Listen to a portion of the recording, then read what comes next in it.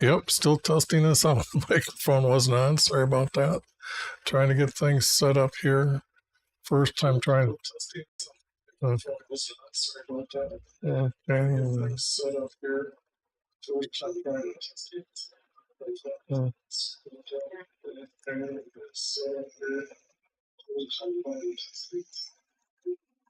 Okay, I got the voice shut off on both of them now. So what's going on here? Okay, yep. Boy, there's a bigger delay on YouTube than there is on Kick. So I don't know quite what's going on yet, but I'm going to show how stupid Jesus is in the Bible with the verses. And I got to explain why they are stupid. And let me see, I need to get this program open. And that's because the idiots that are actually editing the Bible don't believe Jesus as he's being divine. So this is the 1611 preface, and it is talking about, in their own words, just notes to the Bible in 1611 when they translated. And they named a great clerk as Gregory the Divine. So you got to kind of be suspicious there of who's editing the Bible. The second thing is they're all excited that the Emperor of Rome first corrected the calendar in the order of the course of the sun. And notice how the capital letter is on sun. That's because they believe that Ra, the sun god from Egypt, is God. Now, that's a very flat land view because the sun is God, and then everything else is created from him. So, and then down here at the bottom, they say why you study the Bible is just to have the reward of a fellowship of the saints and a participation of the heavenly nature. There's no heavenly nature if our Creator created. So that's how stupid the writers actually let the cat out of the bag, that they don't believe our Creator. So what I did was I went to New American Standard Bible, or no, BibleHub.com, excuse me. And I grabbed all the verses from Matthew 16:25 to begin with. Let me see if I can get some of this out of the way here. Discord chat is open so I can see it now.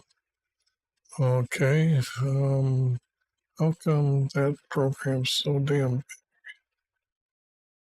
Okay, it doesn't allow me to get it any smaller. Okay, sorry, I'm just setting up for the first time here doing 2 streams. So I'm on YouTube and I'm on Kick. So it's new for me to do both at the same time. Let me see here. What I want to point out is each of these translations, okay, I want to go over what they're saying. And this is supposed to be words from Jesus, okay? Oops, I don't have my other program turned on here. Hold on a second. I forgot to do that. Okay, because I have a Bible program that also shows many things wrong with the text. And it is, I gotta go find it. Let me show you what I've got here. And now that isn't going to work. Thought the hotkey was supposed to work. Okay, let me just get this up and running and see if I can't make this happen. Matthew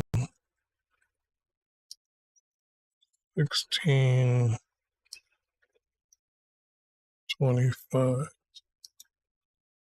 Okay, now how come when I'm in here, the hotkeys aren't working for me. Okay, well, let me.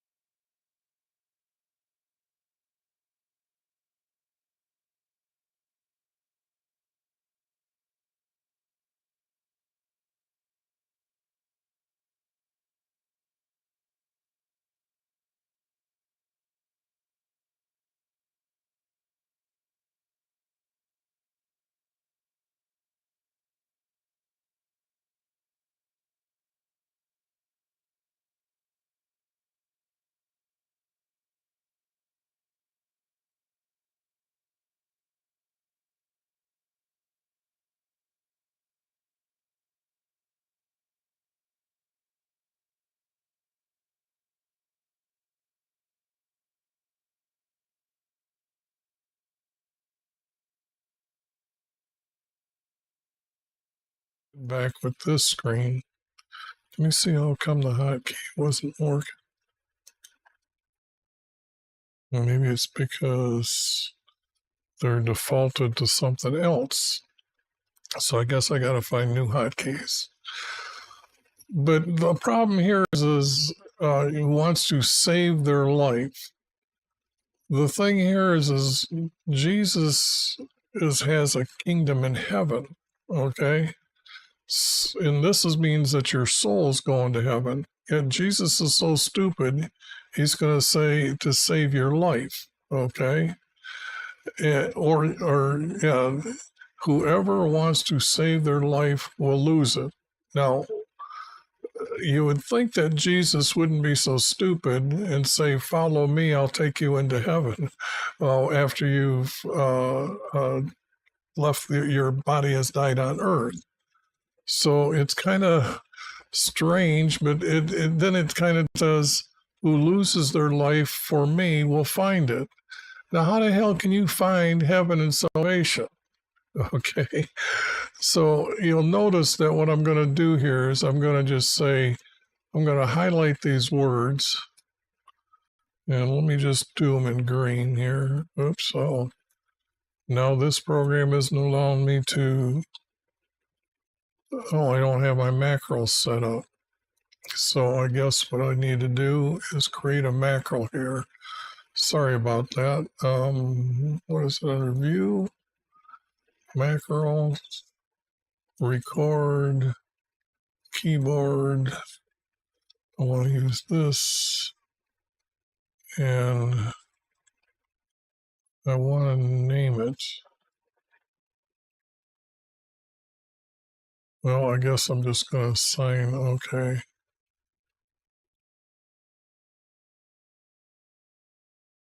But I'm going to close it. What I'm going to do is just say, if I highlight something, I want to make it green. Okay.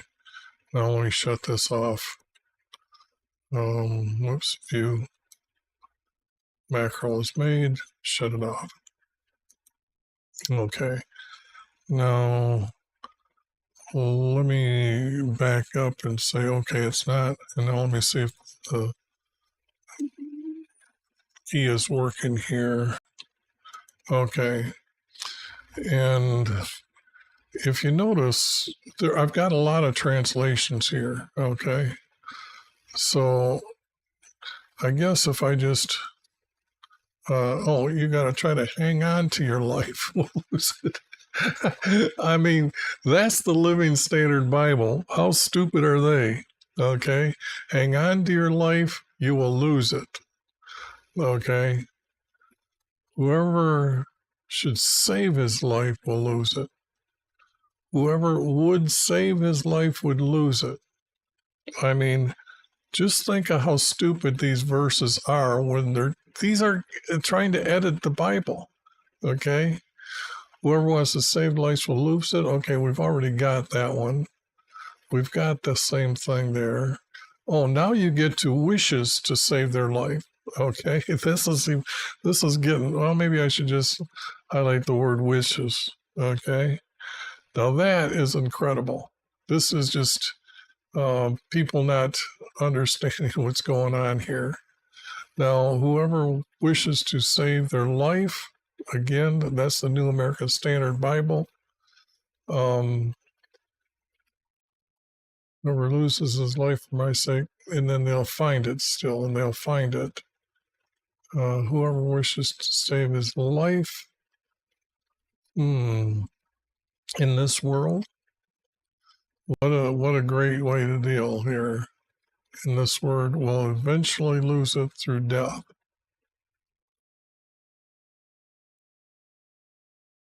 Now, I guess he's trying to correct the text here, but who wants to save his life will lose it.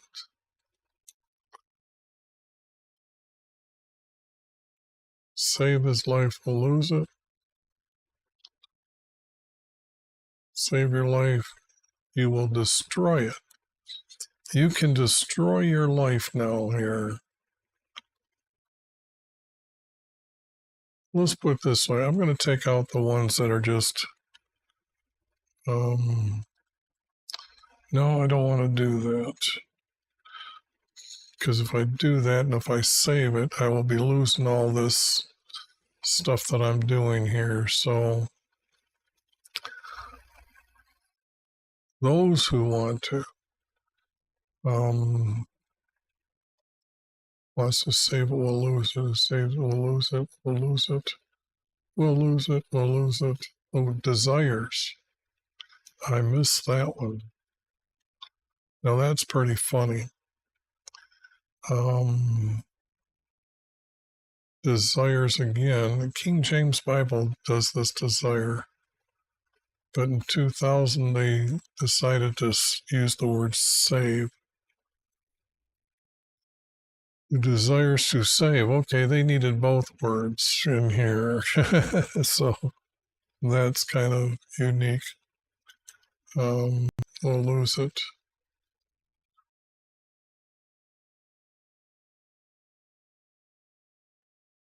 Lose it, we'll lose it, we'll lose it.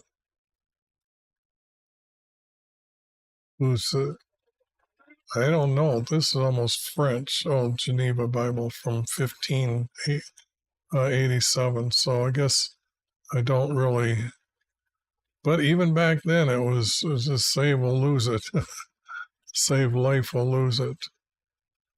Now we have lose it again. Desire. Let's see if I can find any other ones. Whoever might want to. Here we got whoever might want to. Okay. Now this just, they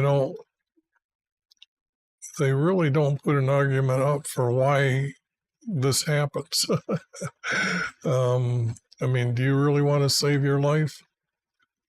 Whoever wills to save his life will lose it. Getting interesting here. Who wishes to save his life? I've already got that one. So I guess what I should be doing is taking these and copying them over to another text, another file. So let me just put a bunch of them in and just post this here. And I'm going to set that off to the side.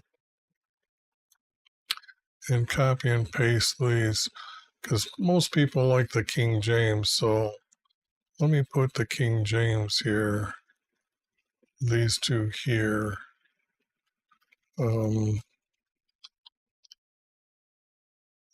Because I love a good King James guy coming over and really, pounding that every word is perfect.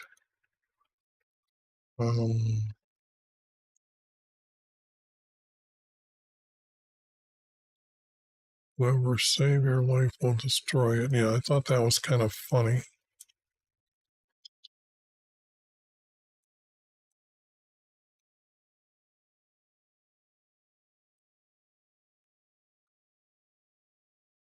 Who shall save will lose, and save will lose. Okay.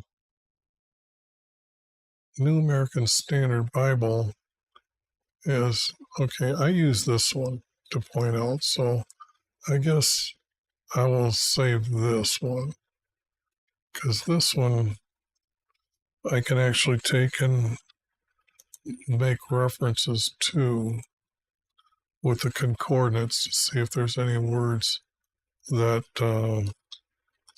are in conflict. So let me see. Whoever would save his life. I like the one hang on to your life. Okay. But this one here I'm going to grab. And then I've got some real good examples here to then bring up again. But it seems that they're editing the text at the front. Everybody else seems to have the next same like words. Whoever loses their life, whoever gives up, will save it, will find it, will find it. But I guess the Living Bible says you can save your own life here. Now that's kind of unique, isn't it? And the other one is you can find it. So let me I need another hotkey. I need to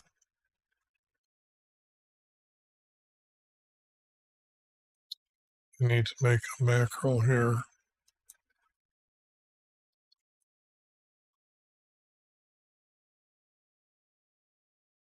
I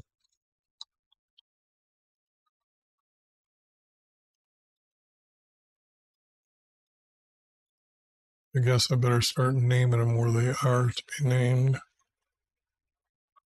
This is yellow.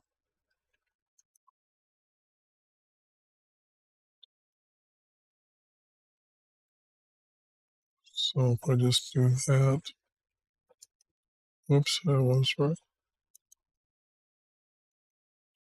Yellow, and then stop the recording.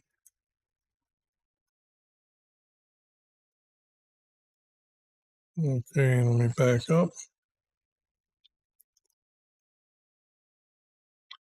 And just see if yellow works. Okay, it works.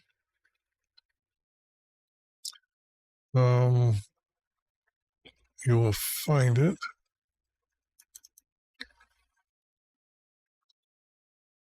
You will save it.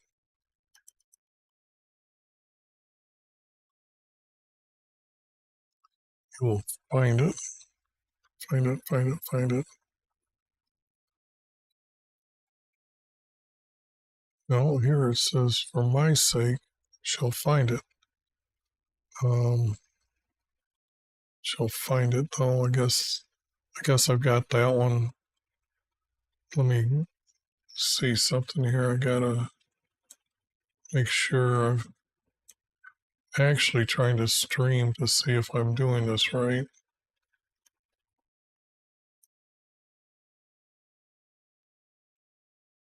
So this is saying, okay, am I dropping frames? No, I'm good. Yeah, I changed some settings there that stopped frame drops. So that's good. Um, now let's see here. We'll find it for all eternity. Okay. Find it, we'll destroy it. Do I have destroyed yet? No. I like this one. This one's really good. Destroy it. Then I'll bring just this group of stupid words over.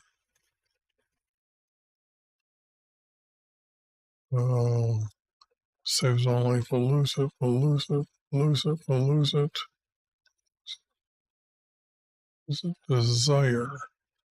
I have that one already. No, I don't. Oh, yes, I do. King James. Yes, King James. Okay. Let's see. It's just funny how all of them just talking about your life to be saved.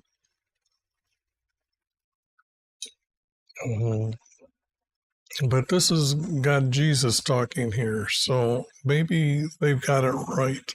Okay. Just funny to see that.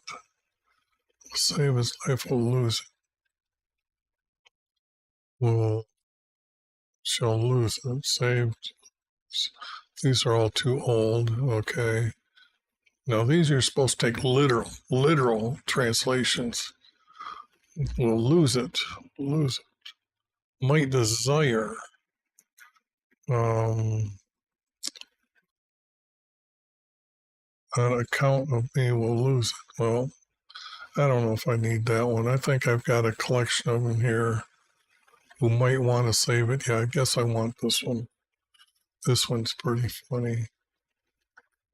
And I guess I'm going to have to organize them on who's the funniest here. And right now I'm only reading these here real quick across here. Whoever is desirous to preserve his life. Okay.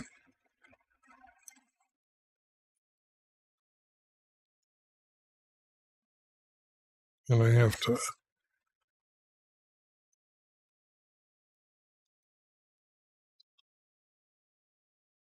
Let's see.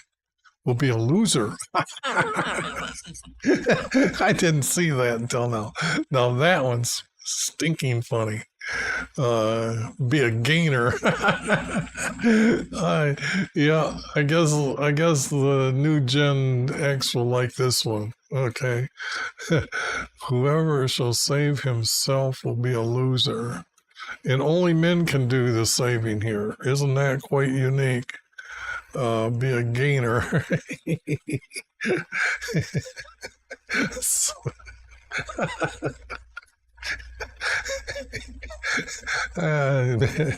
oh, maybe if you need a funny Bible to read to make you laugh, you can get that one. That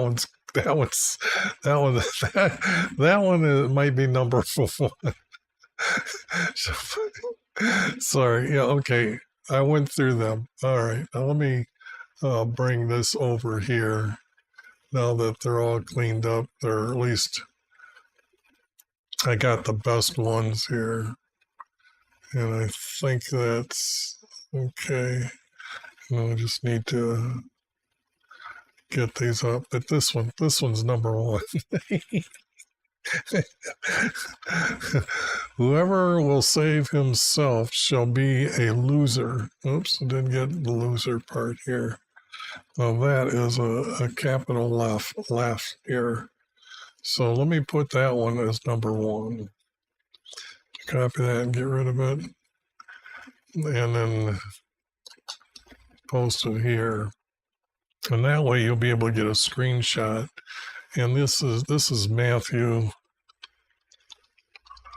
the 16:25. So let me get that really big here. Make it 20. Okay. I'm going to highlight all this text and make it Arial. Arial's a little bit tighter. I think it gets more words narrow.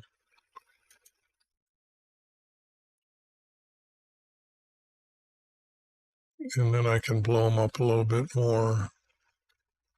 You should still be able to see it though.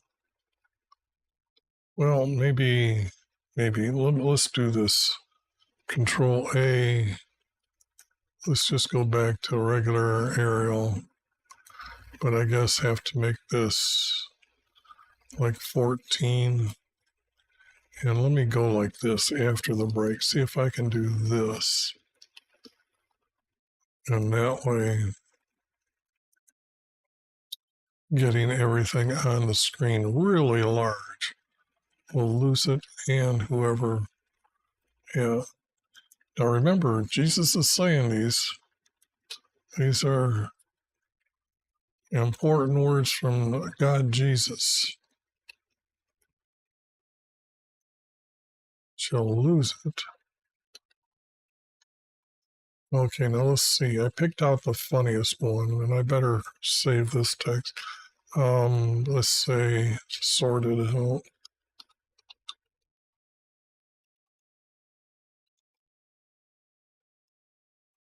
Did I spell sorted right?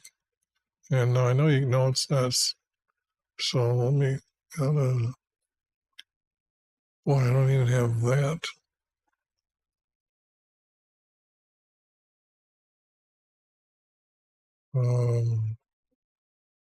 Where's add to dictionary?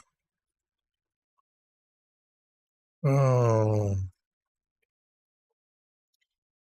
let's see. How do I do this? I got to go to File, Options, Custom Ribbon,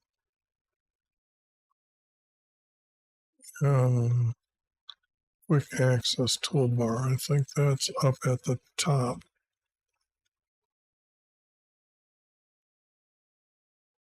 I thought, I tell you, Word 2023 is a piece of shit. It really is. And I've been using Word since Word 1. And this is just nutty. Now, why can't I set this up as, oh, I got to show quick toolbar. Let me see if that does. Okay, there they are. Man. And I don't want to save. Oh, I want to do this.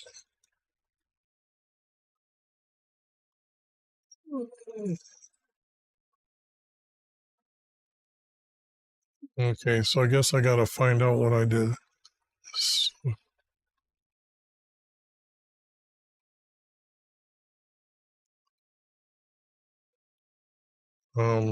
In order of funniness.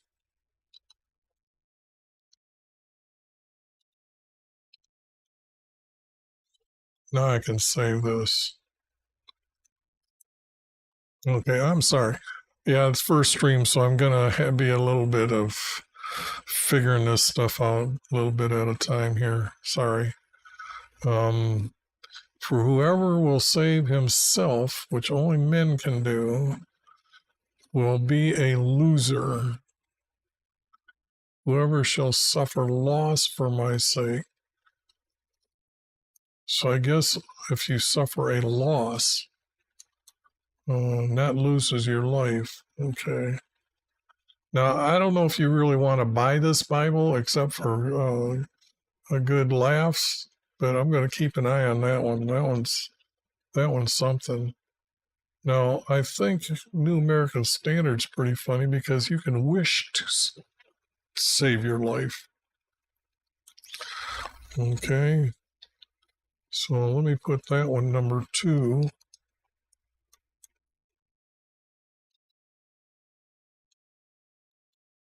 So whoever wish, I guess make these bold just so it's pointing them out a little bit more. Okay. Now, out of the King James, which one should I use? This one used to be, and this is the old one. So I guess I'll leave them both there. I just copied this one, so I don't need this one here anymore. You will destroy your life. Whoever wills to save your life. Now, this is good. You get that willing effect. Wills with the S.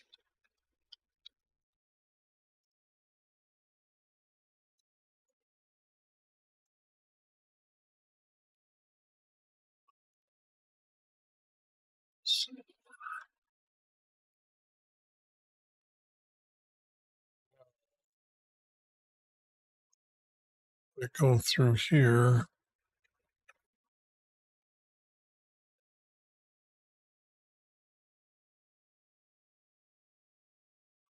These aren't as bad as I thought because I already got that one. Oh, you will destroy it. So I guess that one was the why I used that. Your life can be destroyed if you try to make yourself stay alive. Too bad for all them vegans, huh?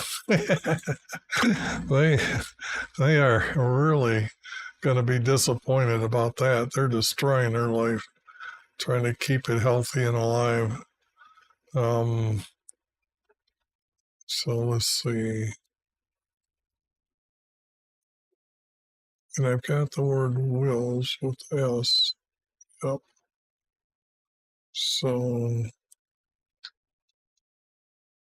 who would save his life will lose it. Whoever loses his life for my sake will find it. Finding is fine. You hang on to your life. Yeah. Try to hang on to your life. I love the New American Standard Bible. You can hang on to your life. A slang word. You have to interpret that word. So what do you think hang on means? It means that you got to grip it with both hands. Oh, well. Um,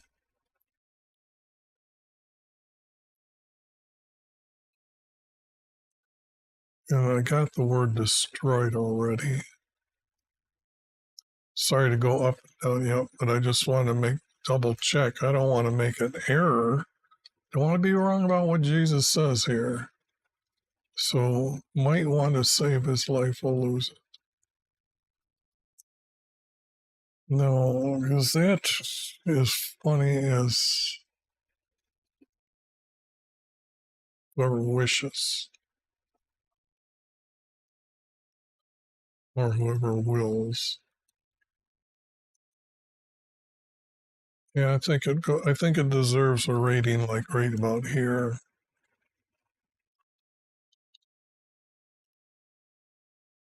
You might want to save it. You just might want to try to save your life.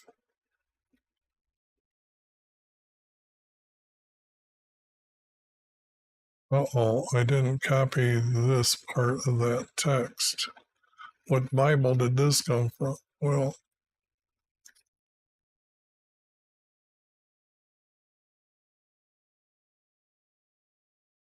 deserve, deserve, right here. So I need this Bible.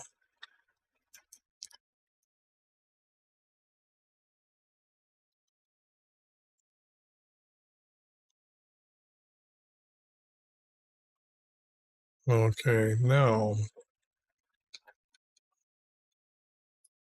yeah, I guess that goes with veganism, right? Whoever desires to preserve his life shall lose it.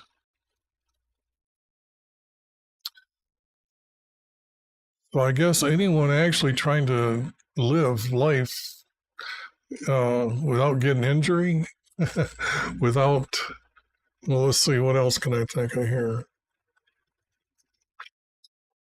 Without what? Um,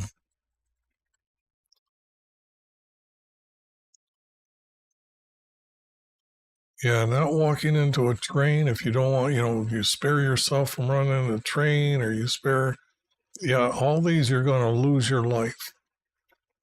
You will lose it. You shall be a loser.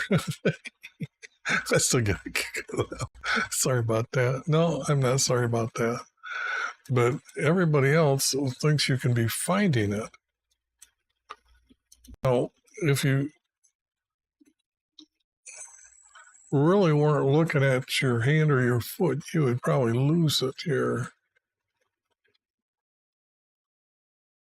Yeah, find it. Seems they're all hooked on everybody being able to find it. Where's the funny one? Yeah, be a gainer. There we go. Or save. So this is probably one of the easy ones to give the Christian. And if I do this, you get a screenshot of everything. So let me do that too. I like getting screenshots here. Where is it? Oh, come on. It's over on the other board. So if I do this, and take it up a little bit higher in case I need it again. Do that. All of a sudden we have a great bunch of text talking about whoever wants to save their life is in trouble of losing it. Okay. Now,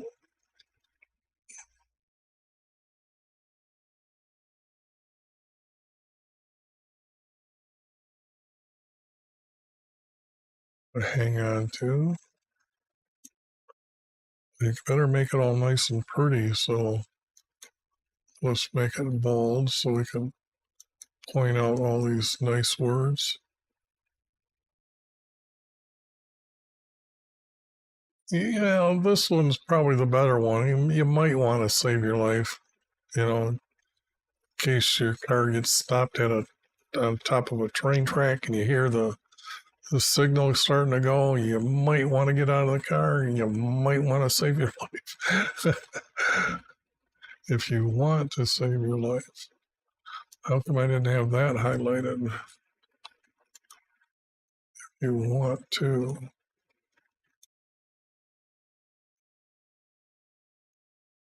Whoever desires, whoever will save your life. I guess that's trying to decide which one's better to keep here and make bold.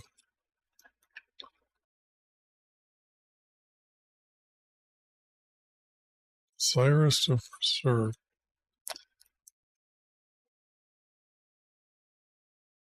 Okay, now I got this in the wrong spot, obviously.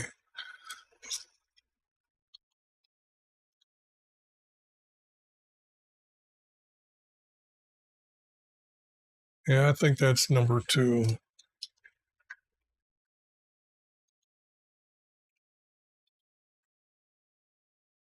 Now that is something.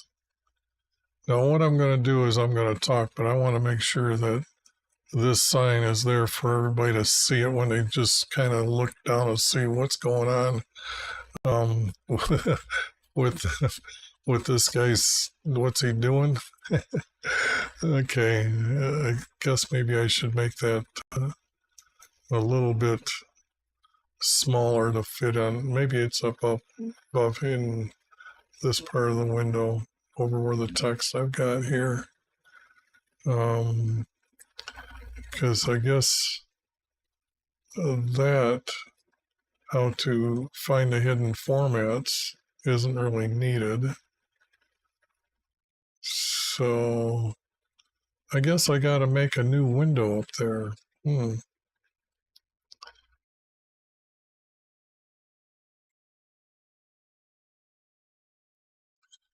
God, Jesus is stupid would be a nice big sign right there.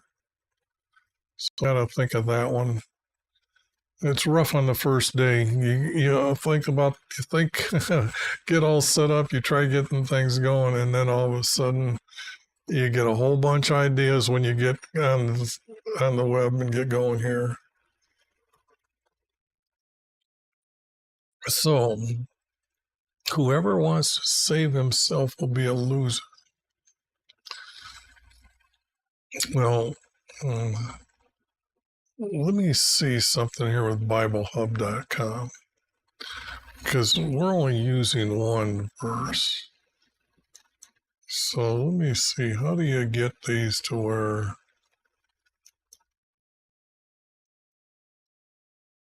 it's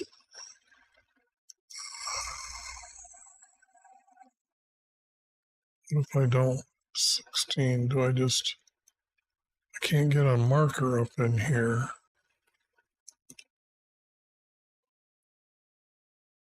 Parallel.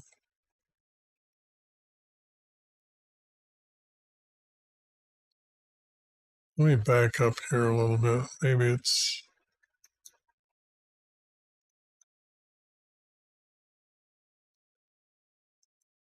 okay, I guess right here. 16.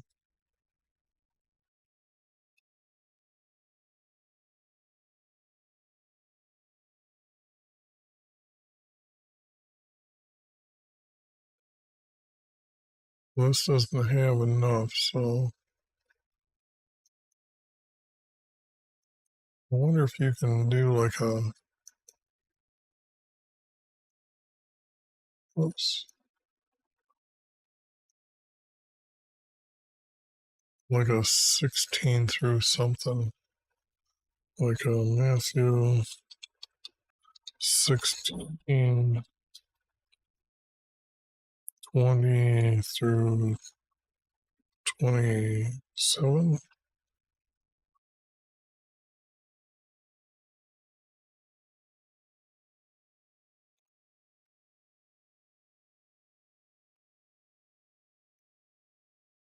That only gives me one.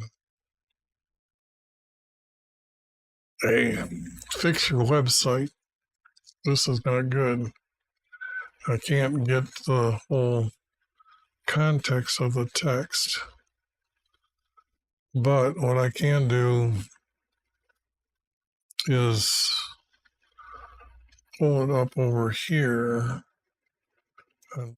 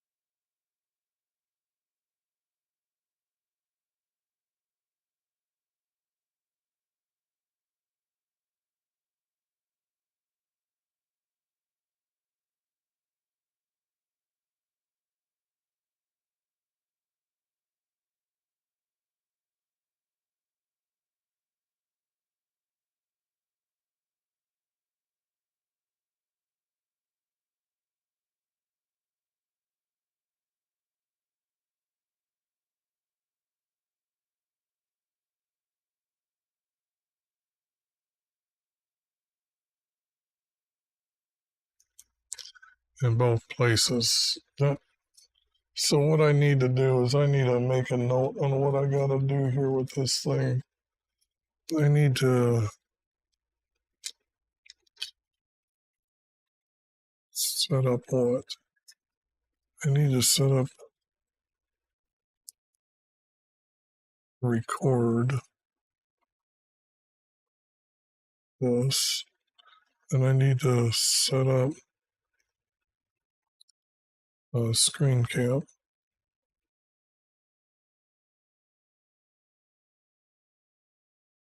And buffer.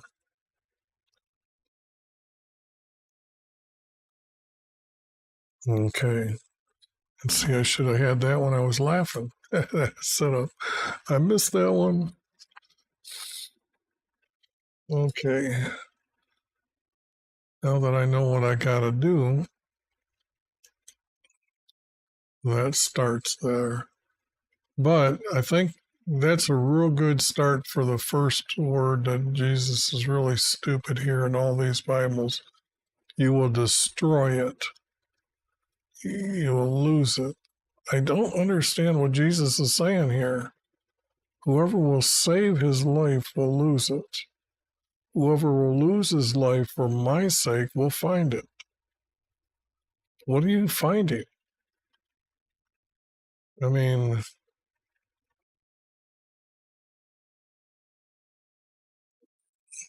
example, take a look at what I'm looking at.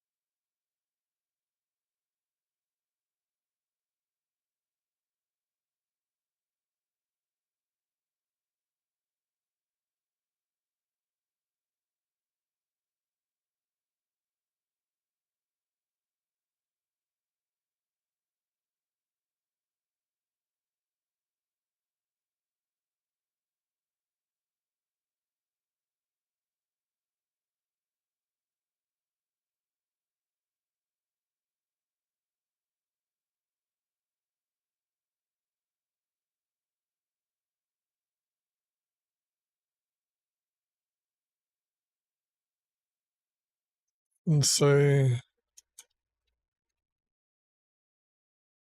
now this is where if I had the screen capture, I could capture that and then put that picture right in here to prove to how bad it is. So what can I do about that? I set a camera up to that. Maybe not. Maybe not. Okay. So, and let me think here while I'm thinking I can put that up there for a bit. And then if I say, hey, right now I'm trying to think, what can I do to save that image? The hotkeys aren't working.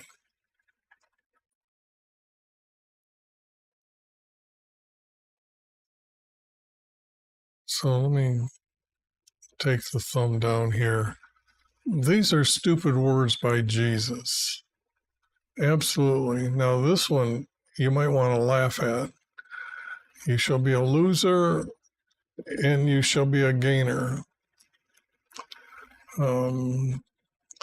If you desire to save himself, so it's only, see here it's males only, males only. Here that might be including women. It might be including women. His, nope, yours. Could, hey, we have two that don't mention women, but it kind of does. But everything else is his. I need another hotkey here to color the text here. So I got to make another macro. Record macro. This will be red highlight. And if I do this, well, which one do I use as red? Do you? The sign, close. But if I do that,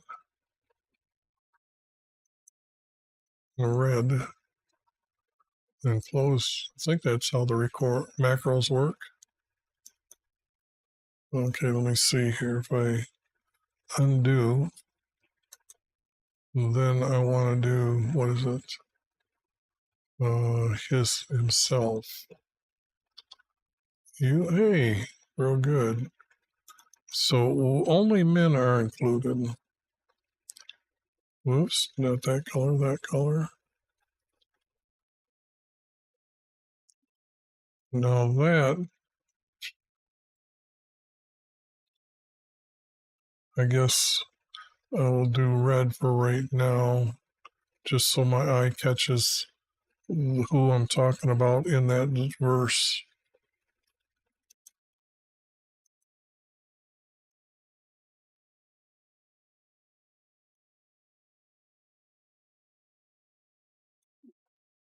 Because some Bibles, you might not know it, those people, there's nothing for women that says you'll ever go to heaven.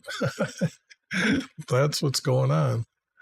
So, okay, so why do you think all this is like this?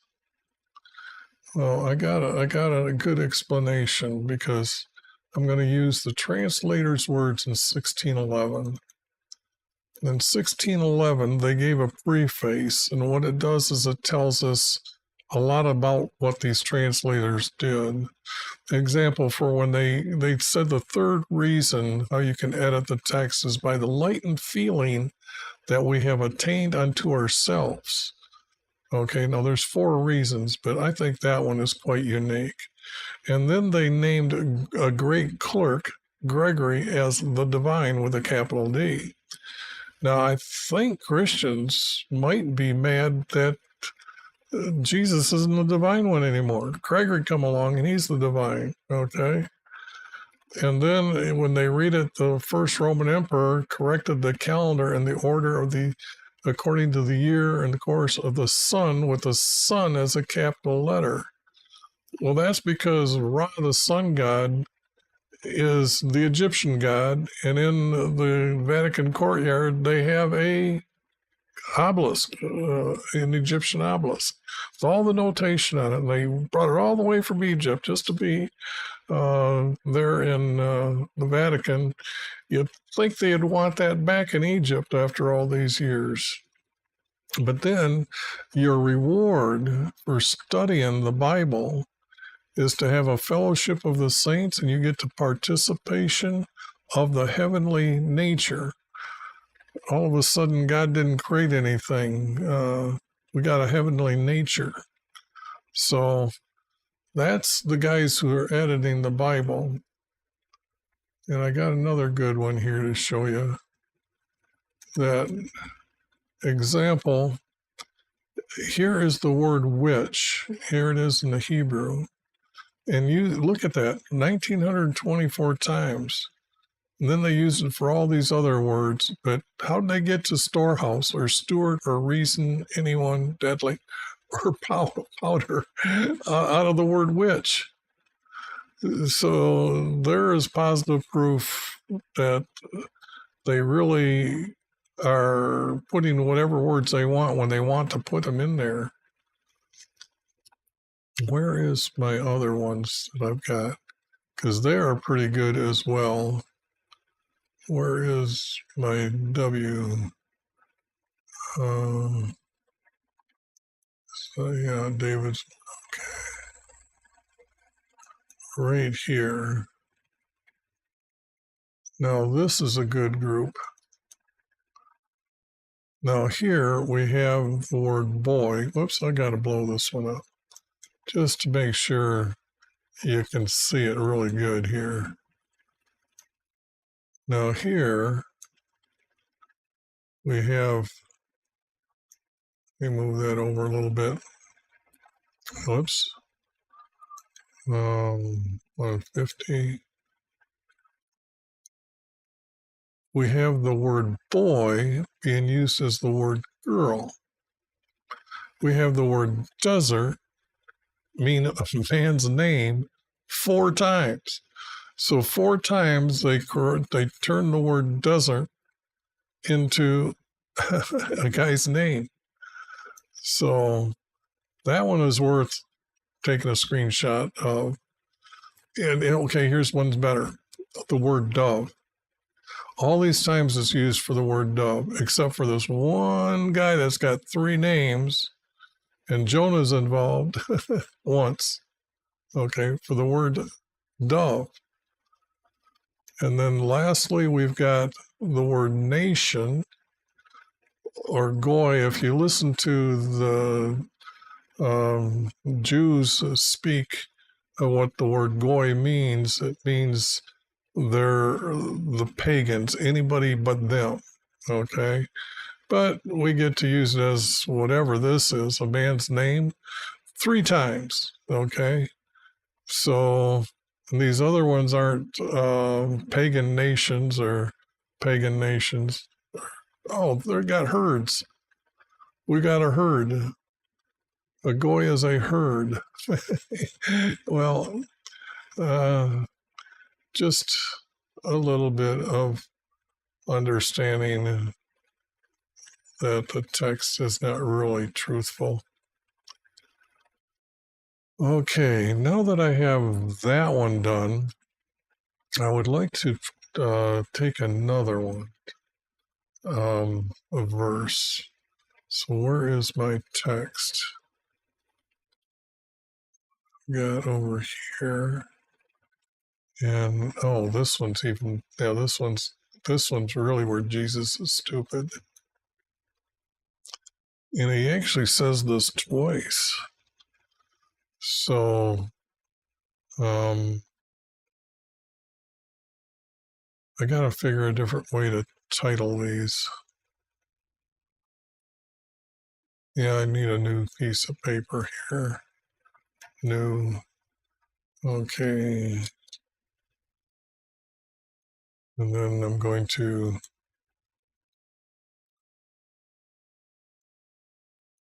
let's see, 20 Matthew 11:11. And this is about women. In fact, it's about being born from women.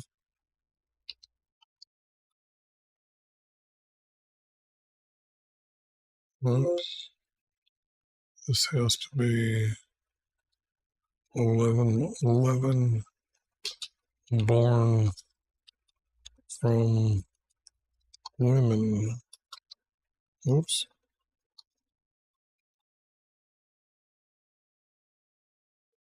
Oh, man.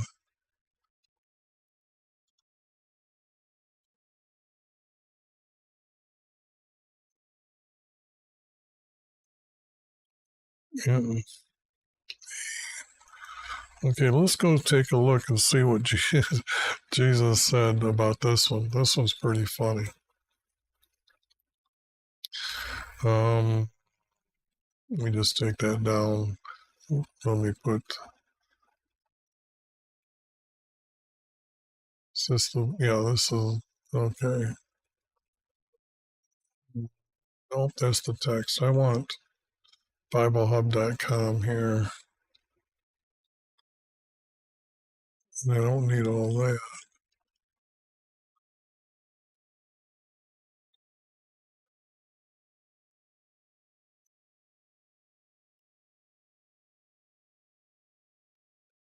Let's grab all these Let's see what Jesus said here that I want you to know how funny this is. God,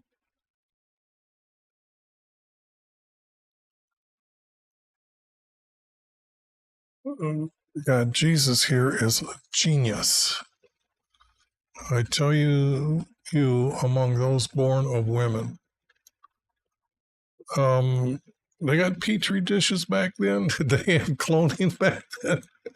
I mean, I will tell you, among those born of women. Now, a lot of people would read right over that and not think it's funny. Me, I think that's hilarious. Like, who else do you get born by? I mean,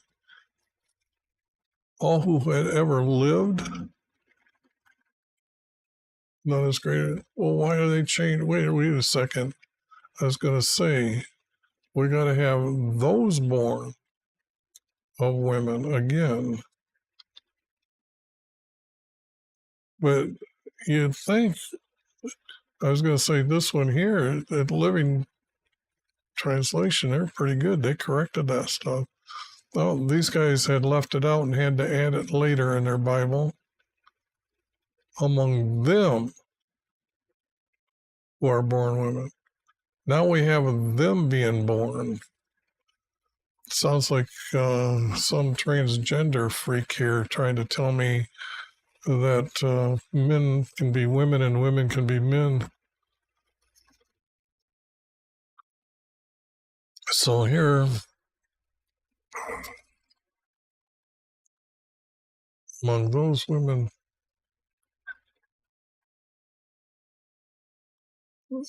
among those who've been women, well, they all seem to say, I solemnly say to you, I assure you and most solemnly say to you, among those born from women, of women, whoops, I missed that. It's of women. Like it didn't take a male to help them out to be born. Of women.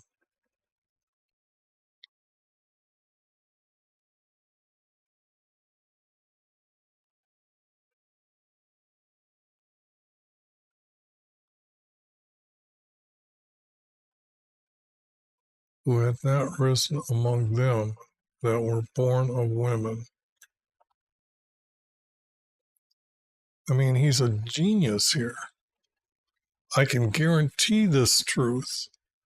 Of all the people ever born, oops, they got rid of it. They must have read the verse before they corrected it. That's all I got to say. They must have been some of the smarter ones here, which is shocking. Anyone who ever lived, born among women, born among women, born among women. Okay, now the important one here is what did the King James say? Those born of women. Okay.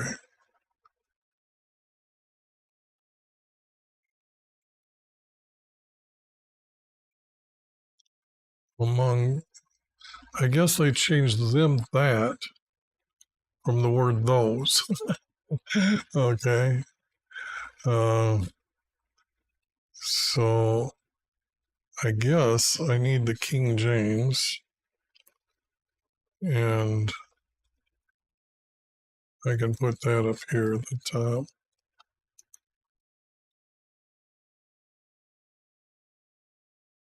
And yeah, that's pretty much what they're all saying, I guess. But it's those. I guess I got to have the word those. But Jesus, he's so smart. Or God, Jesus, excuse me, is so smart that you can be born not from women. I mean, among them that are born of women, who else was getting born by them? I mean, who hasn't been born by a woman? Okay, now let's see verse Luke 7:23.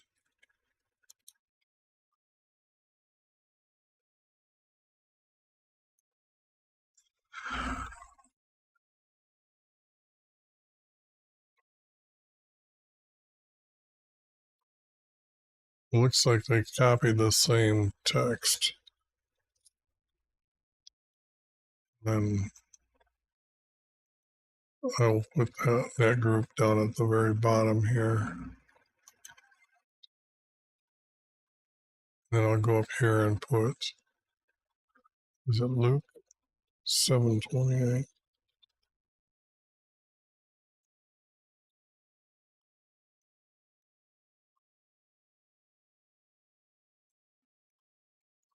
Okay, so, all right. Among women, whoever lived, born among women, those born, among those born, among those, among those, among those. Wow, they all are almost so, they copied each other. Wait a second, how come somebody doesn't have different words here? What happened?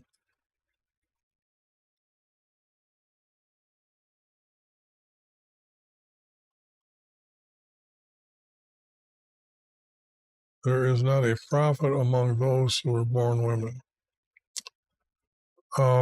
Still, the problem here is of women as well.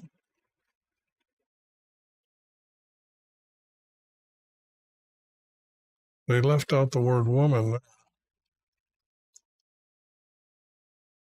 which was smart of them.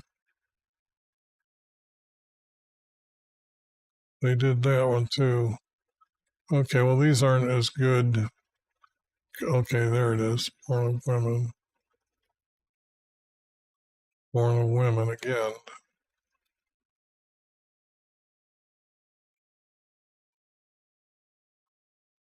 I mean, technically, how else are you born? I mean, is it a genius here that we have that's Jesus has got to tell us that among that are born of women? You know, some of them corrected the text by just getting rid of the word woman.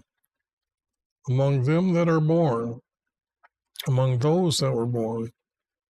But most of them in 11 have the word woman in there. Now, I think that's kind of good. I think that's a little bit different. That Jesus is so smart that, man, look at that. Born of a woman, not from a woman, of a woman. That's the word of is just huge here. I mean, that one needs to be bold and put in red. I mean, that was just a classic. I mean, can anybody out there tell me where is it petri dishes back then that they had that they were cloning people from? Did they have the technology back then at that time? I mean, these guys that are editing the Bible, they really got Jesus being stupid here. Of women, born of women. Oh, well, I better save that one,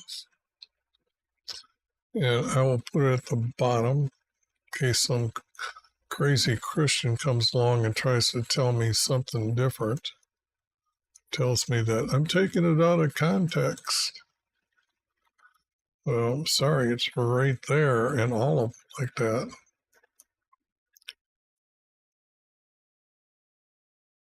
So let me get something else here that's funny. Um,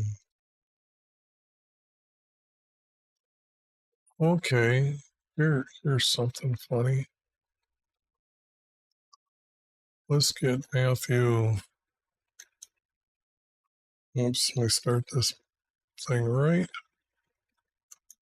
I see it's going to be Matthew, and this one's really good. Something greater than the temple is here. Wow. Let's go take a look at that one.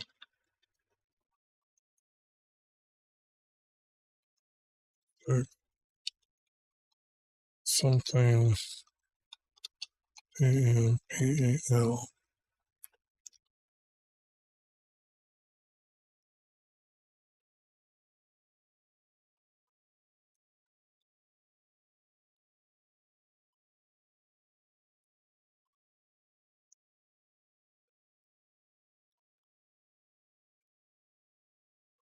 Oh, I get to put it right here.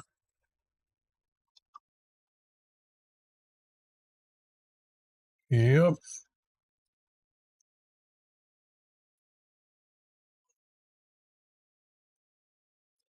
Looks like they all.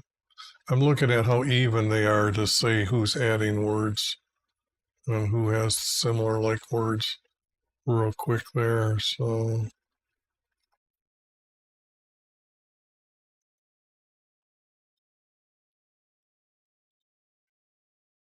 okay, I say to you that a greater than the temple is here. A greater, one greater.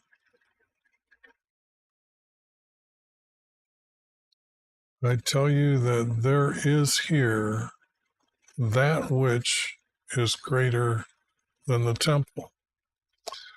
Um, they did a lot of stuff to this one. Is greater, so I guess just green that one. I guess it's that one greater, not referring to himself, but that one. A greater.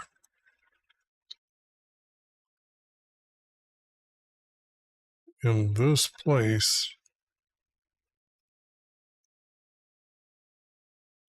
is one.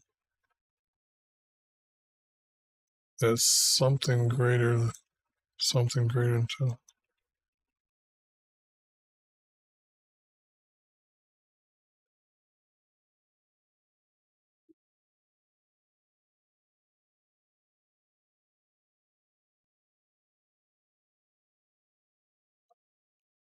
Um,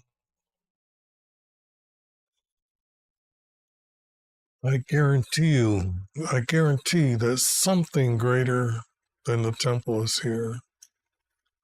Now that is good for Jesus to say that. I mean, and I better pull it up on the screen over here just to show you that these are Jesus's words before I get carried away here, and I might be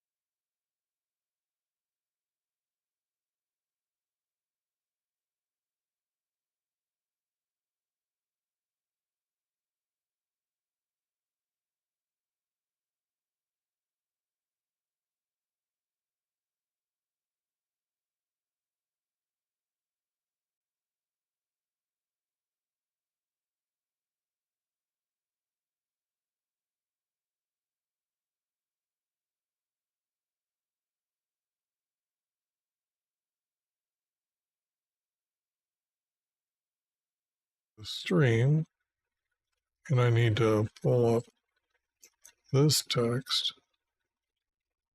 and find out this. Now, I did my own study. So there's 12 of them here, okay? There are 12 commandments, without a doubt. But all them Christians been lying forever. I mean, they've been just talking up a storm of 10 commandments. But there's 12. So which ones did they throw out? I'm serious. There's 12 commandments. You just got to follow the text in Exodus 21 through 7 verses. Well, 1 through 7. Now that to me is stunning, that they've got the text that says that there's 12 commandments, and yet everybody says 10. So I wonder where they got that information from. So let's go to the New American.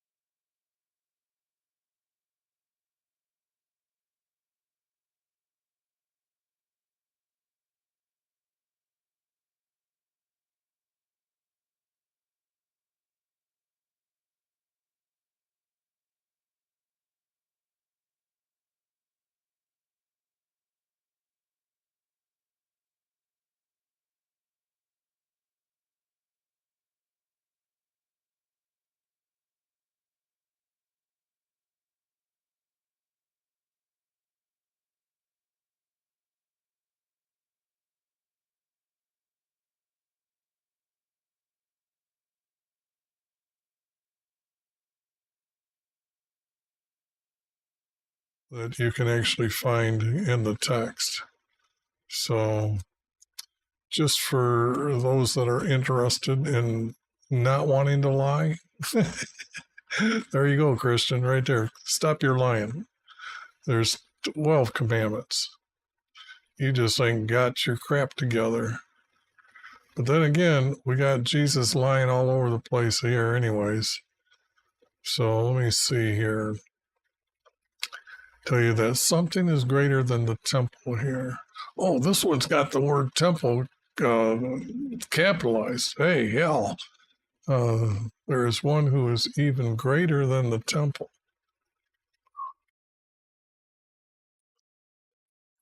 That one, that one might be.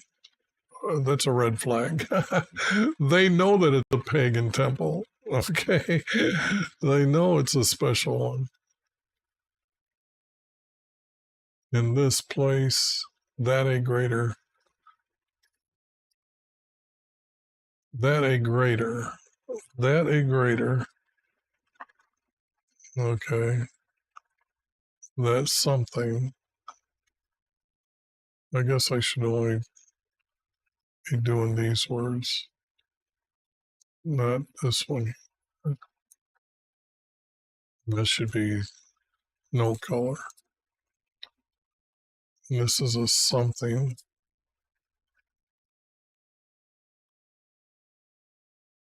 Is one here who is even. Well, they added a lot of words to the Bible. Something greater. Let's see, my King James, where are you at? That in this place is one greater. That in this place, one is greater. But it doesn't say it's the 2,000 like the last time here. But now they went from one like this to a one like this, saying it's added. And I did not know the King James was keeping track of all their added words as italic. I thought they would make it upright. But wait a second, they're saying something is actually not in the actual text. Wait a second. Alarm, alarm, alarm.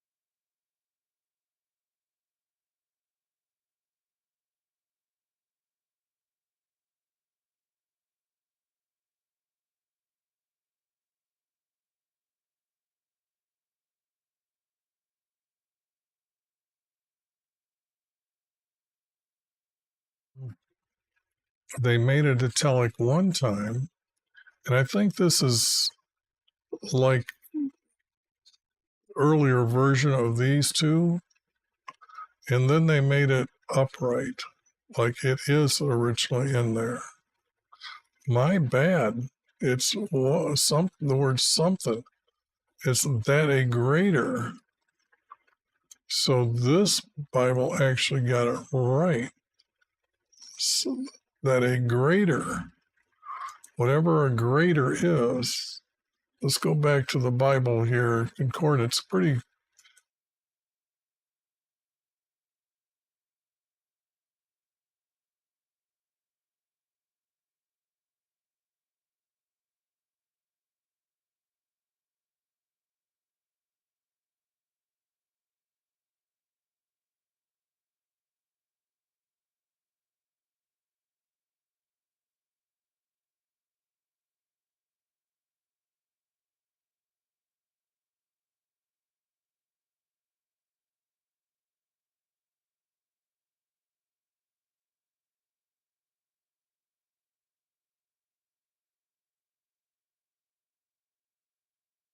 Unique that Jesus, they have him saying, this this is shocking to me that I wouldn't have found that if they wouldn't have done that. So how come that Bible is so much greater before, and then they translated it, and this is the one that I've gotten the coordinates on, so I'm going to put that up here.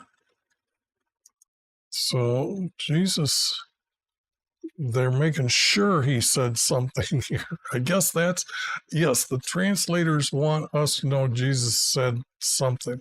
Jesus just forgot that the word something belongs right here where it is. That's,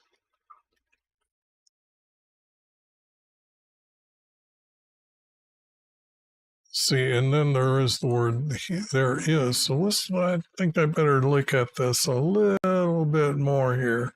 Numeric.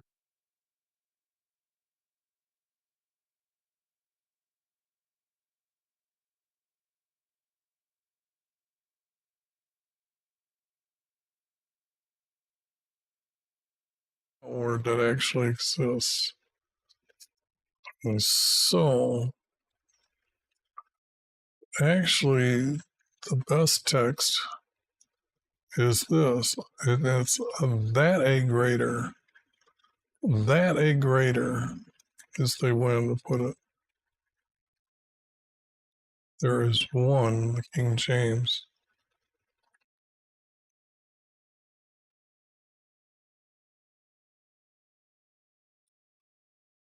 And I'm going to take both of them. Well, really, I should take all these because what I'm actually doing is building up, getting ready for any Christian to come along that I can just pull these verses up and say, hey, how can you explain why this is being done in the Bible? And then I surprise them and show them what who really is the divine one. Okay, so I've got to reopen. I forgot. I got to go and get well, the chat pop-up didn't go there.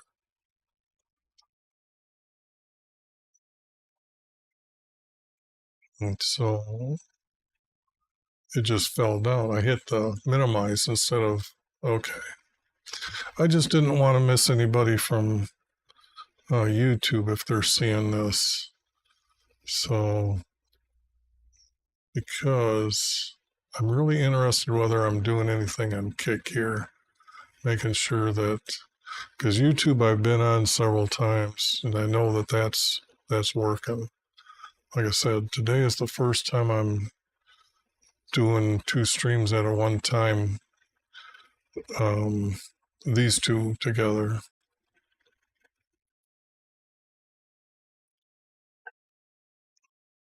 But I know a guy that did, I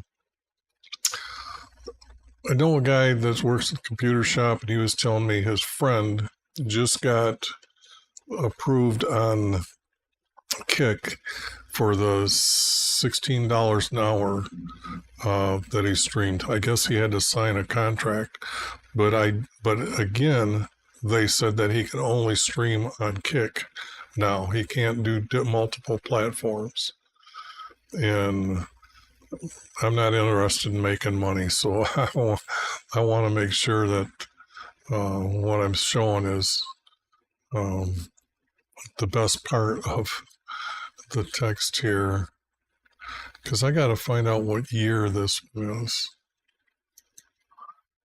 But let me make this red just to say that. Oh, that's a little bit of loud color. Yeah, green, I can just read through it. Maybe I should even be blowing this up for you. Let me see, how's this looking on OBS? Yeah, that's looking better. Sorry about that. I don't want your screenshots to be small and you got to work at it there. But this one, I think, is important to say. Ask Christian, why is the word temple highlight or with a capital T? Is that be interesting? Because I'm pretty sure there's a story about a temple where they put the box for the 12 commandments got placed in the Philistines' temple before their idol, their god idol, and it fell down a couple times. They put it back up and it fell down again. The box caused all this problem. So that's one reason why I know that what the word temple means.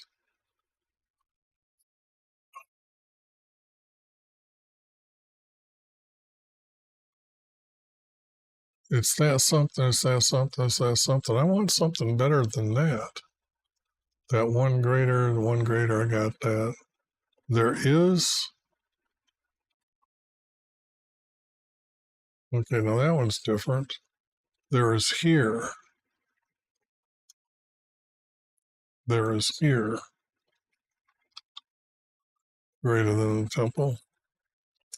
I mean, I'm just wondering how come all these Bibles don't have it corrected. That's because the atheists are editing the Bible. Otherwise, they wouldn't be that stupid. They're stupid on purpose, making Jesus a fool. So where am I at? Down here. But I tell you, one greater, one something greater, something greater, something greater, something greater in this place. Yeah, I'm going to use these two. I have to put them as part of the major list here and then run down that out of the way. Let's see here. Okay, what I did was, I've got this something here. That's good to note that. So that's really important. So that one just needs to be bold. And then this one here is bold to show that the words that they added one year, they turned around and said, no, it actually belongs there. We know Jesus said this word. That we know Jesus said. We just know. We just know. Or we could have in this place. How did they come up with the words this place? How did the King James? See, it's interesting when you have a concordance.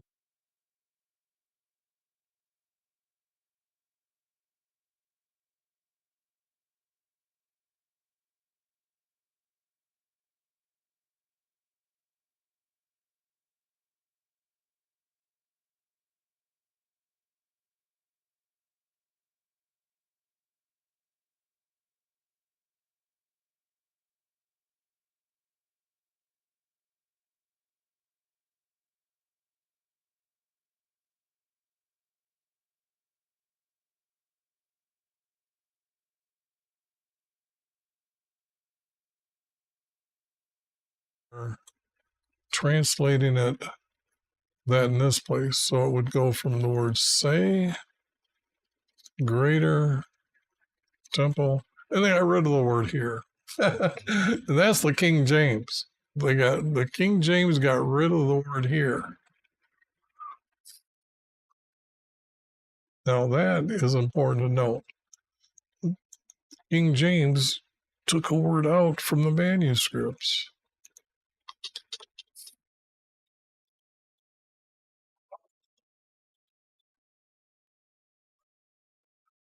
Here is not here. Okay. Here is not here in the text. And that, how come YouTube is giving me problems here?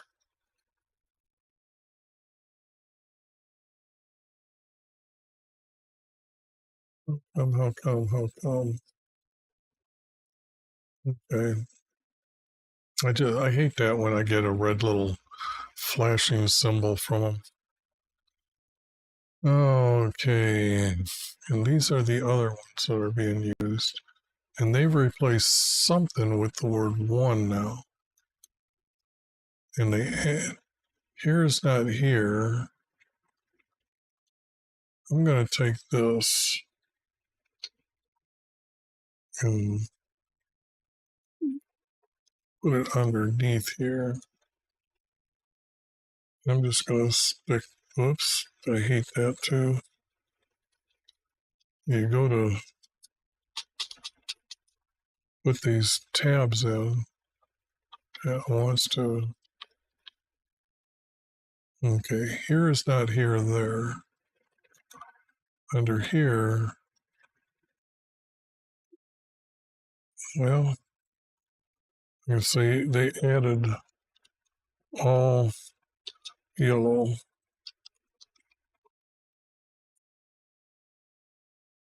And removed.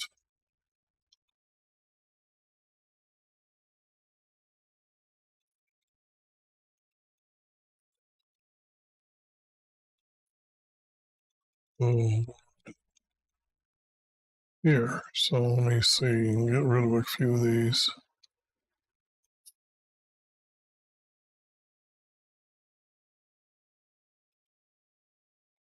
Okay. Now, what color do I want to give them? You just do gray. Because I don't want to be wrong about this. I want to make sure that we have the right idiots here, or Jesus being the right idiot. We don't have, I mean, they got him as God.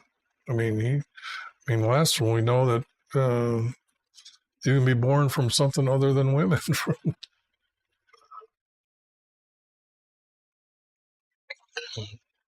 So why?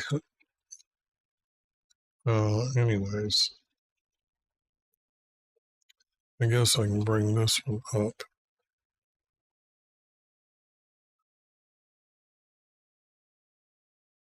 Yeah, I got the word this to this, so I can erase these here.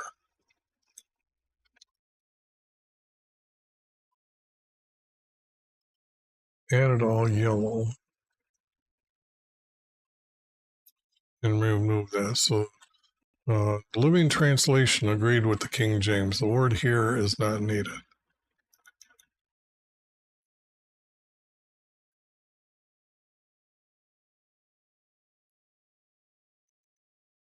Just to make sure that everybody sees it in bold. It is in other places. Because I noticed that a lot of them all of a sudden got rid of the word here. Yeah, everybody felt that, oh man, the manuscripts are wrong. The manuscripts, those important manuscripts, are wrong. Oh man. I don't know. I know that what I'm hoping for one day is to They have Christians come to this voice chat and kind of answer for how come this crap is here. And why is it that one Bible is right, or one Bible, you got a bunch of them removing the word, an important word out of the manuscript, and it's the King James. We're not playing around here. That's the big dog. What is it? 80% of all Bibles sold are the King James, and then it's the New American Standard. So I want to leave that green. Make this yellow.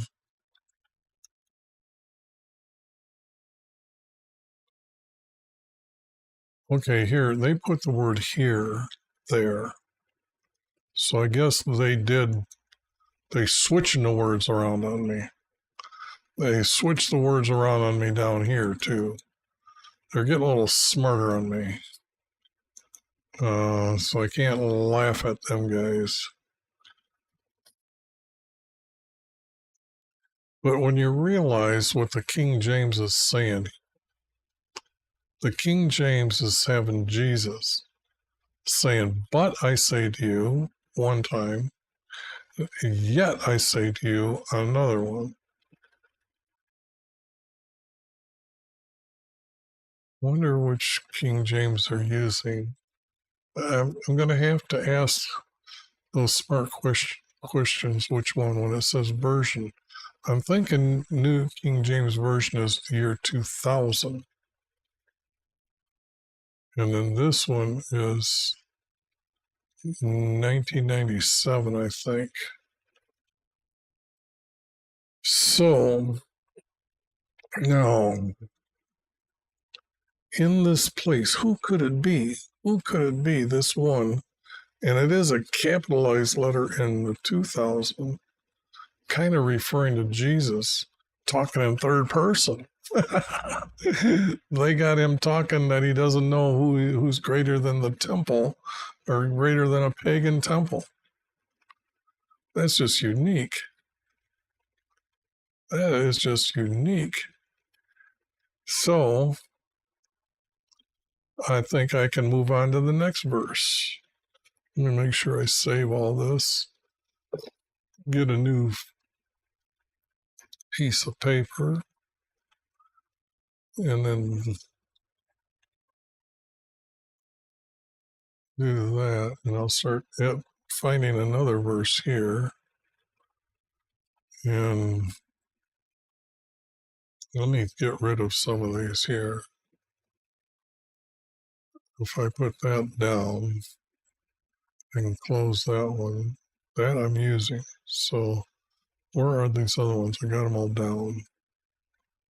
This one, this one. Yeah, better save all this technical stuff I'm doing here. And I guess I'll get rid of that one. Okay, now what I got to do is come over here and find another good sentence here. And now we're going to have Jesus correcting himself. Correcting himself. Watch this. Oops, up here.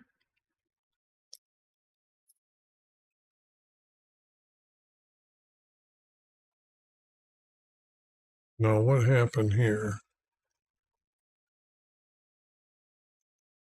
I hate that when it does that. It wants to do it all by itself. Maybe 24 here. No, 42.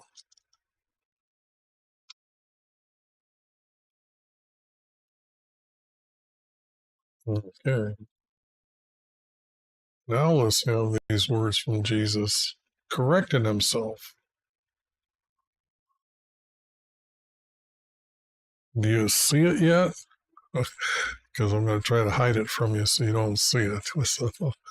But here we go here.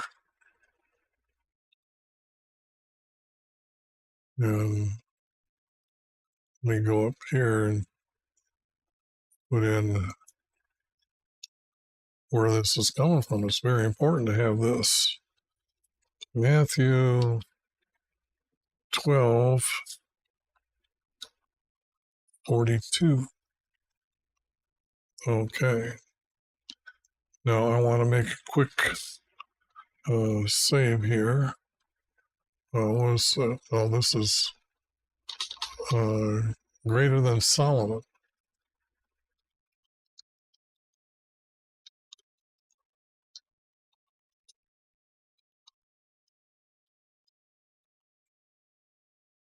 And so I can bookmark without having to edit again. Now, how come it's not doing that? It'll take it here.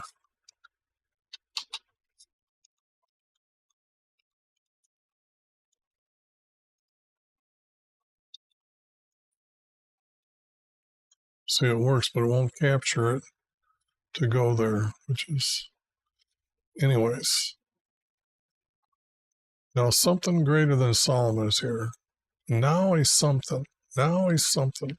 Oh, I got to prove that this is Jesus. Hold on. I got ahead of myself.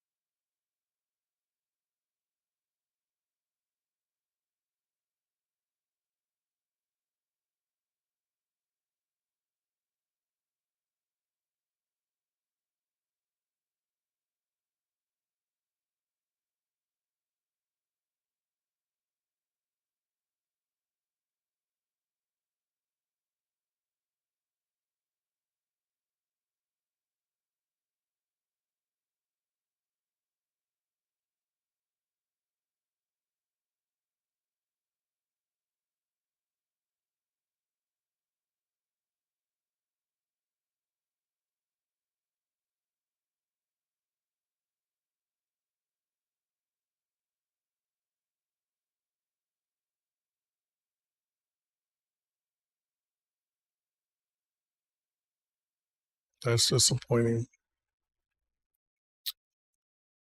But everybody's got it highlighted, so let's not say that we know better. They know better. The translators know that the word something. Oh, hey, now someone greater than Solomon is here. And being Jesus said this, he doesn't know who he is. Something greater than Solomon is here.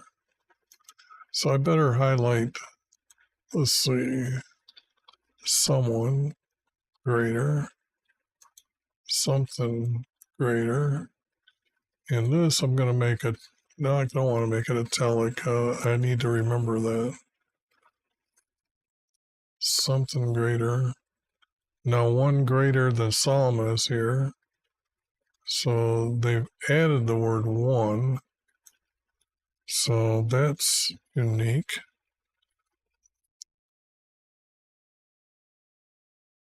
A greater than Solomon.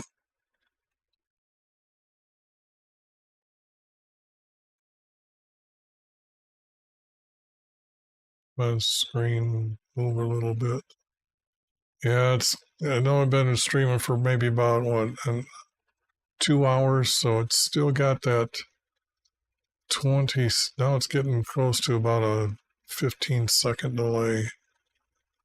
So I know that happens, but a greater in the King James, a greater.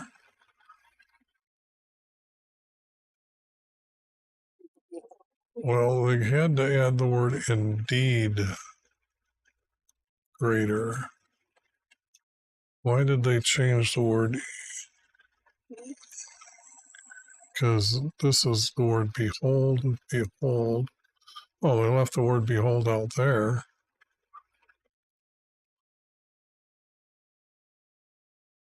So they got the word behold here.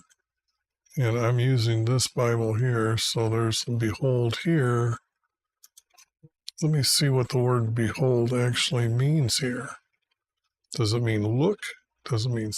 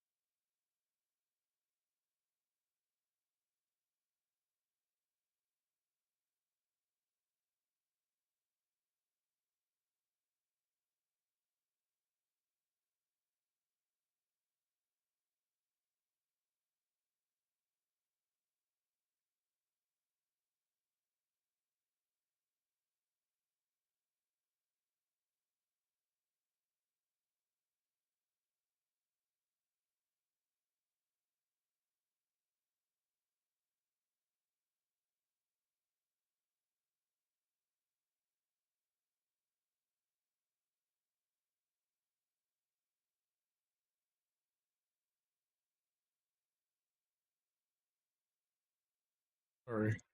I've been over here trying to figure out these here words.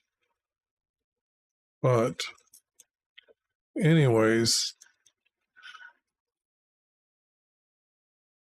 um, well, nobody's watching on YouTube. I'm not keeping an eye on everything here. So I think this is now correcting Jesus, or Jesus correct himself, because it doesn't say that the temple is greater than Solomon, but maybe the temple and Solomon.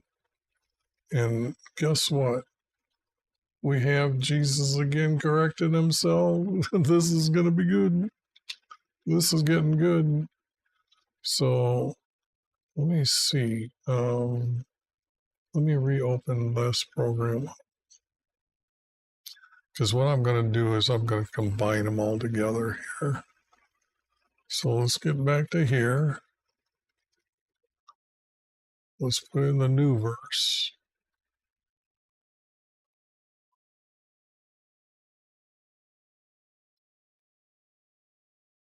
and grab all these.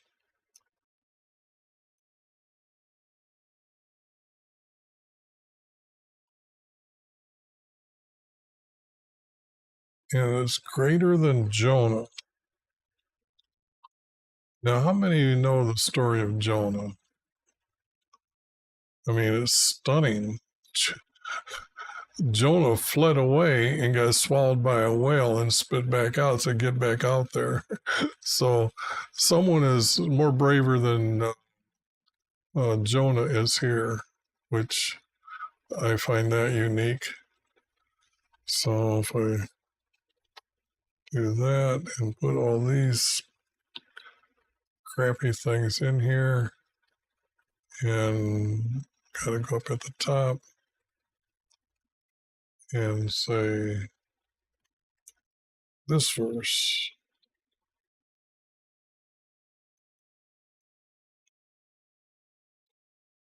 And I'm going to see if I can just put a space 1132 greater than Jonah.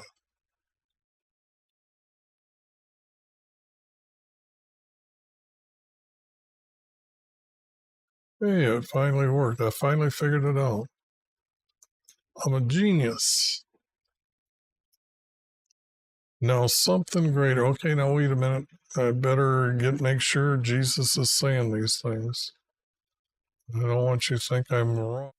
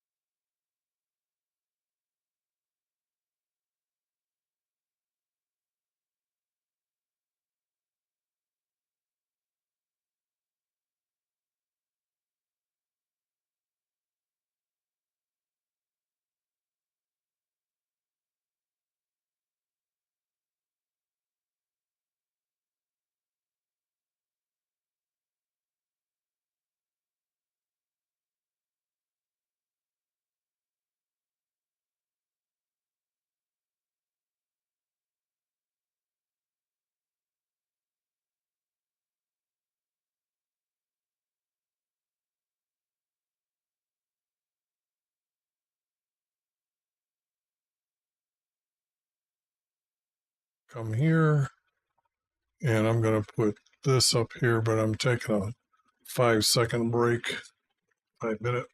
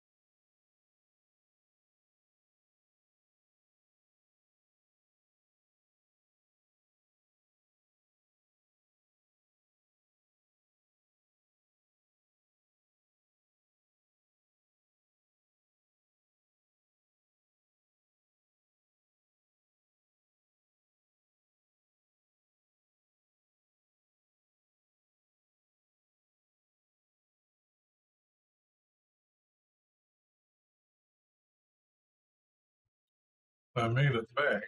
Just got to get it set up. 2 keyboards, 2 mice. Hey, got to do this, be as professional as possible here. So, remove that. Get back on screen here. And I've got to note it as well over here.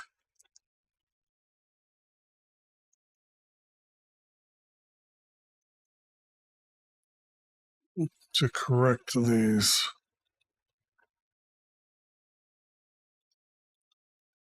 So I got a whole bunch of them. I got a whole bunch of these. Correct.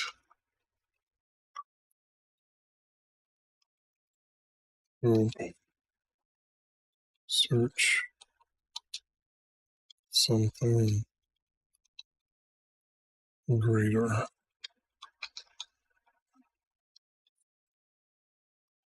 I didn't know I made an error. So now where am I at? Back forth, back over here.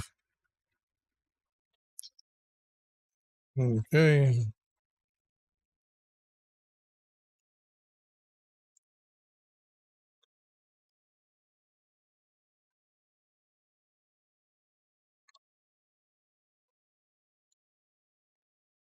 Minimum. which is a pagan city. And I wonder where that's located. Let's see where that's located. And let me bring up another.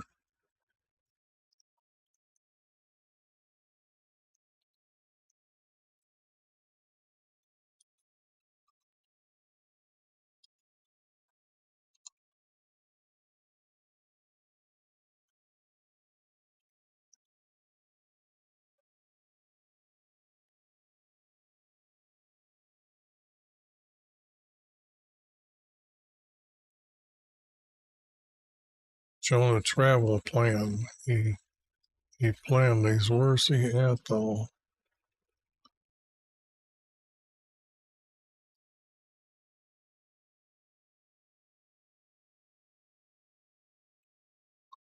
He was on the other side of the Tigris River. You know how far this is from Jerusalem? That's 700 miles easily by the way the bird flies. Okay. And he can't go across these rivers. Have you seen how big these rivers are at their time? I mean, I think there's like bridges that you could put 5 cars driving across and maybe a little bit of space between them. 5 car lengths. And this is rushing water from the mountains melting off. So, but you'd have to actually go around all the way over here. But here they have Jonah coming all the way from here to here to here, and then he crossed. Boy, he's busy crossing back and forth this big river. Must be a hell of a swimmer. A hell of a swimmer. And then, so Jonah is actually from a pagan country. I wonder how he got named as a prophet. Because I think they have him listed as a prophet. But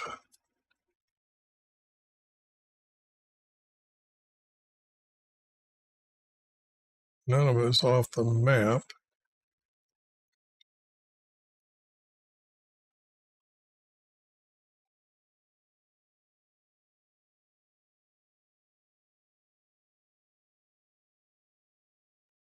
None of it now it's an area, not a city.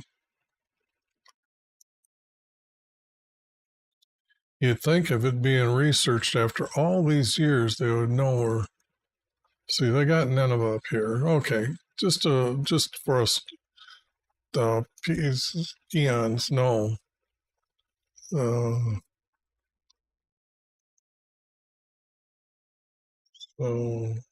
rid of that. Now we know where Nineveh's at. The Minutemen will stand in judgment with this generation and condemn it. Those pagans way over there that were part of Babylon that had many different gods. So many that Nebuchadnezzar, he finally decided after he got done eating grass that the creator of Israel is the highest God.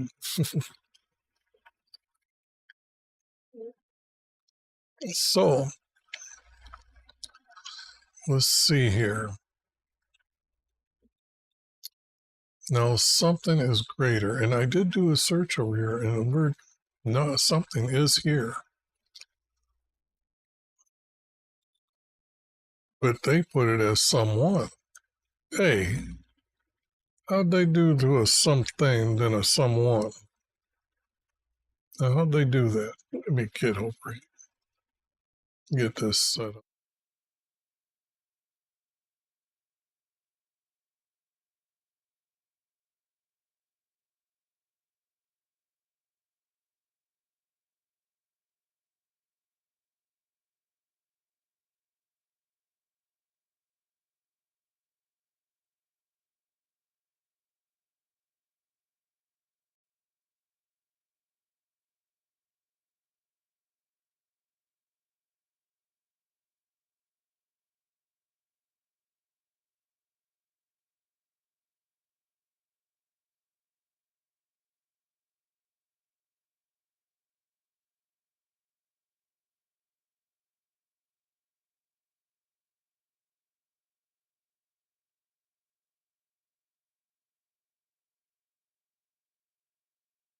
is unique that somebody correcting a Bible on us. Someone greater than Jonah is here. Let me click on the word here again. Yep, the same word. Okay, something greater than. Behold, now King James, you left out something. You did that on purpose. New American Standard said it was added. They didn't have their own concordance out there when they were looking this up. That's for sure. That's funny.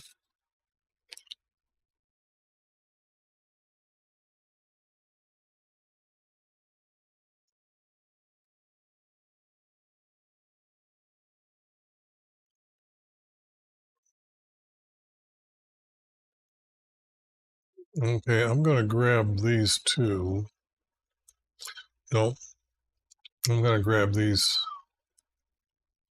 here.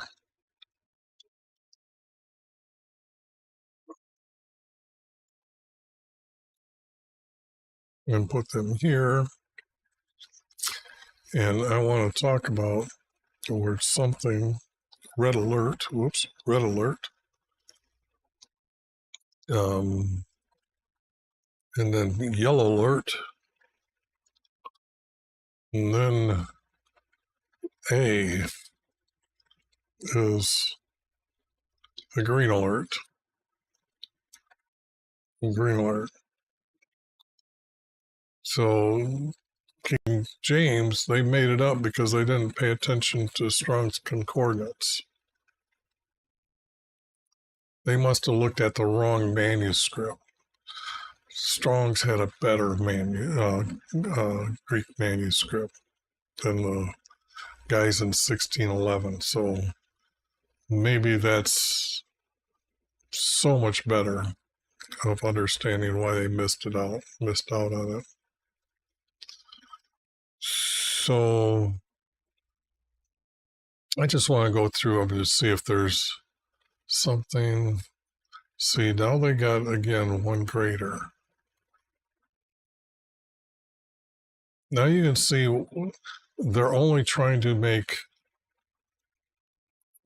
a Bible to sell it to you. They aren't worried about correcting the text. See how this Bible had to use an S instead of an H for Jonah? Spelled Nineveh different. King James did. King James spelled it one way and then they spelled it another way. No wonder the Bible is so confusing.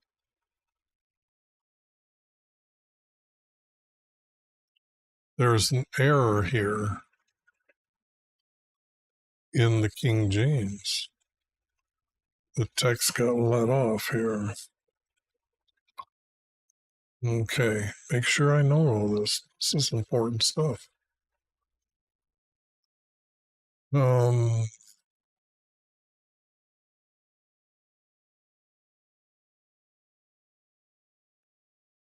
How come everybody's leaving out the word something when it's actually in the manuscript? None of these guys actually looked at the manuscript. They're just looking at each other's Bibles to get to just change the words around, say it a little bit different, print it, give me the money. Print it, give me the money. They are so good at this. Okay. Oh, forgot to check Discord. And don't want to miss anybody if they pull up in Discord here. So,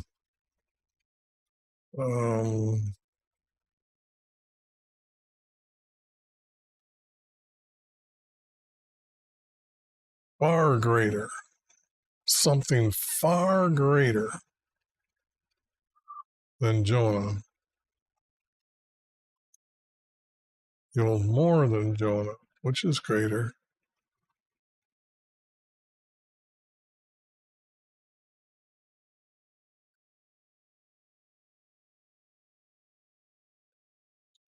Boy, these guys misspelled Nineveh to get away with it. And then they added the S like the last Bible did. So I wonder which genius was that needed to change one letter to say, oh yeah, we changed it enough to give me the money. Give me the money. I want the money because my Bible's better than everybody else's Bible. I wonder how many, I understood your, was it, I think I searched maybe 10 years ago, and King James makes over $10 billion a year selling Bibles.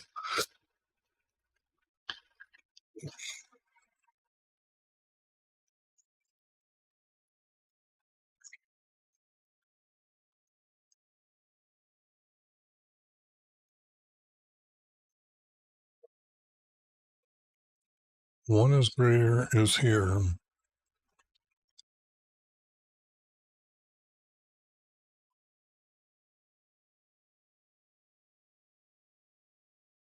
I wonder what Wikipedia says about Jonah.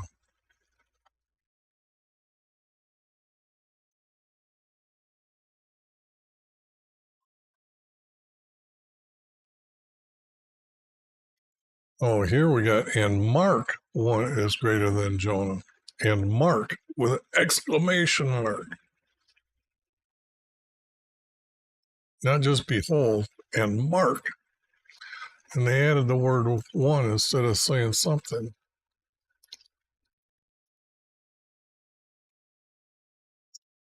So how do I just keep the two that I got?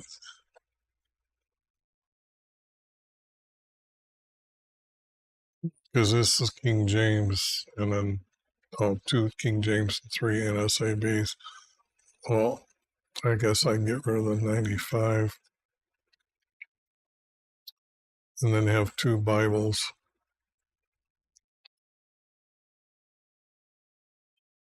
So that's unique. Now I've got to put these all together. How do I do this? First, I need a piece of paper. Then go through here like that.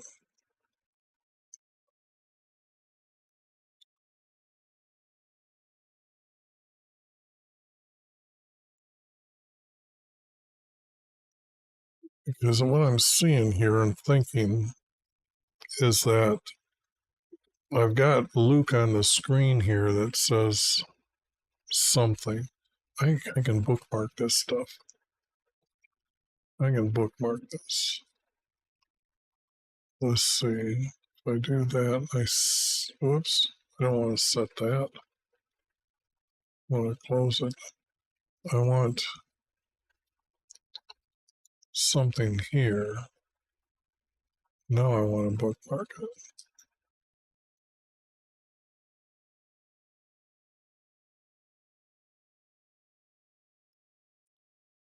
Now I want to use, you might as well see what I'm doing, I guess. No sense of holding you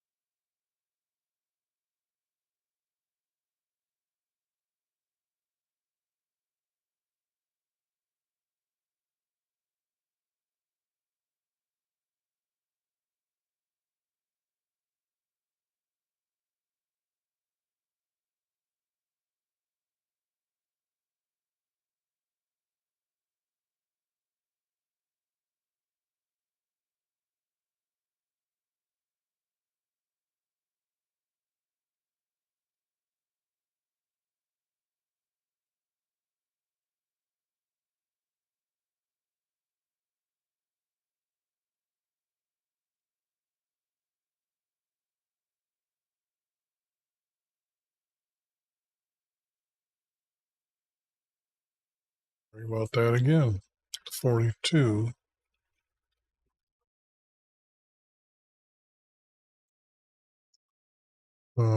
has Jonah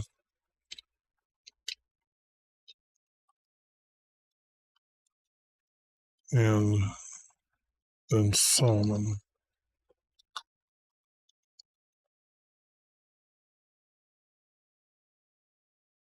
I say that. Okay, and now if I go to 11,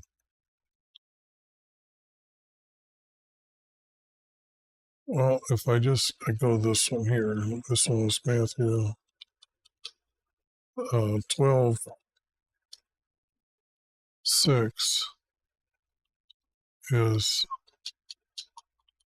a temple, a building structure is compared to Jesus. A pagan temple is greater, or as great as something there that is here.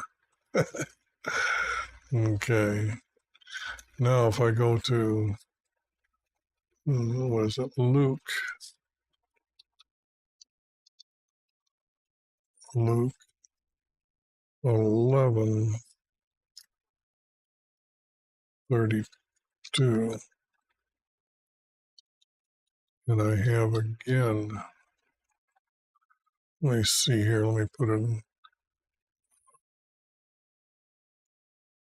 Luke.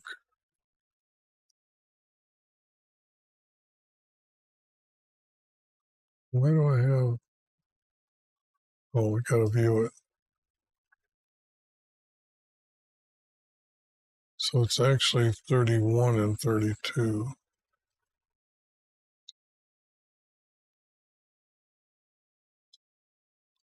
32,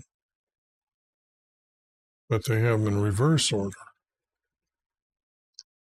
Now it's,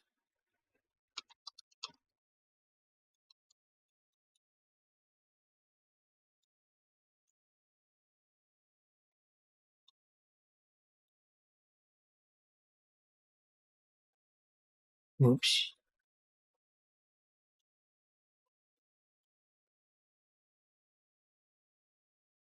Okay. And this will be the King James, or this is, I've got to go get those other verses. That's what's ticking me off here. I got to work at this. This is not good. So I got to go here.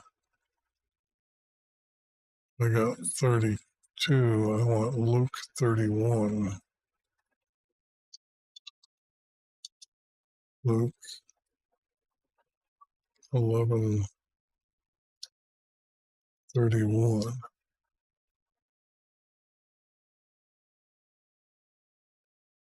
And I guess I only need, what else I got? King James New American Standard. So I grabbed this group right here. All right. Now I'm going to put them in because they're the first one. I took this one out. So this one goes with this one.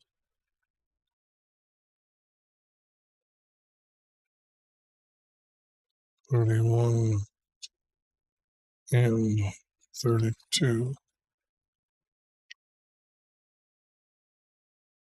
Okay, that was Luke. And I've got to do that with the other New American Standard.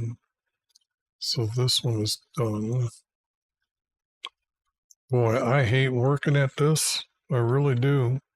But I don't want the Christians to say, hey, you lied to me. Jesus is not stupid. This has to be Luke.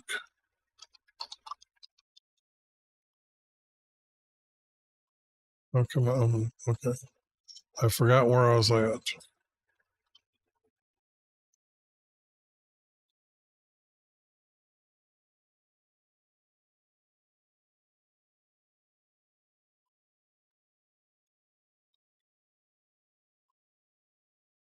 I've already done this because these are these go first. I can do that.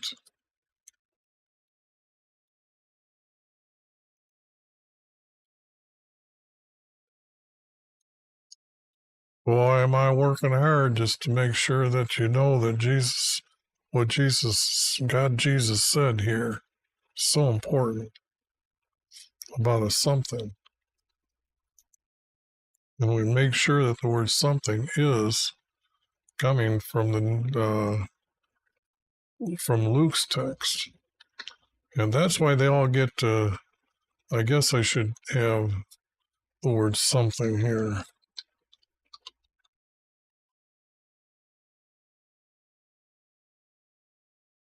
And I guess I can do quotes around it. And that does that one. And I'll get you a screenshot of it. Hang on.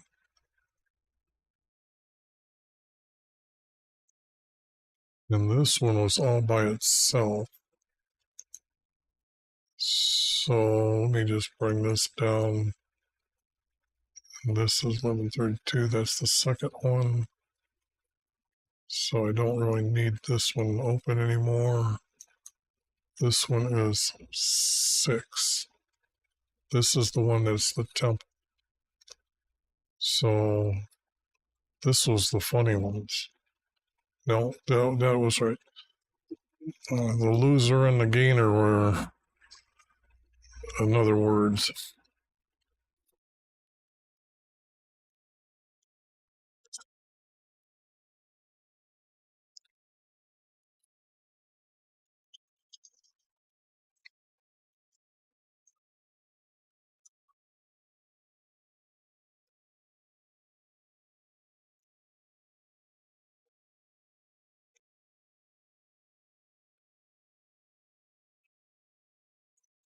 Um, which ones do I take?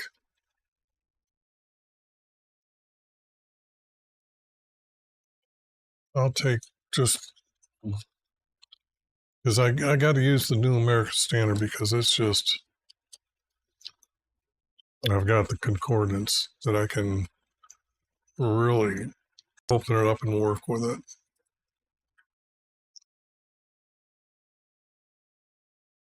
Yes, that's how I want this one. And put a bunch of space here.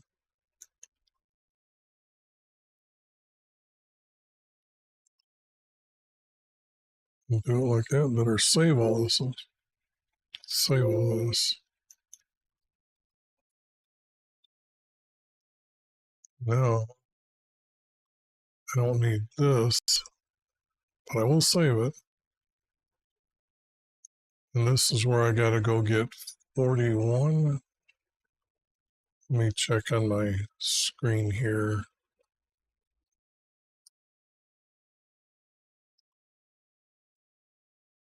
Yeah, it's 41. So let me get that lined up. Get over here. And Matthew, was that 12:41? Yep, Jonah is here. And maybe I don't need to actually go crazy on all the other Bibles. Although I would have missed that funny part there, greater and loser and gainer. But here,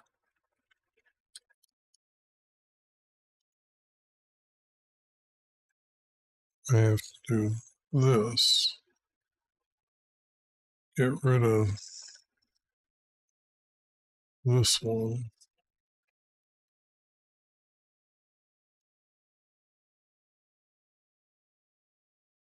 And keep those two.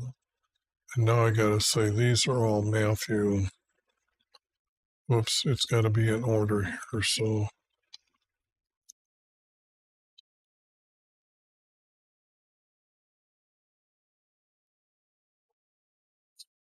mm,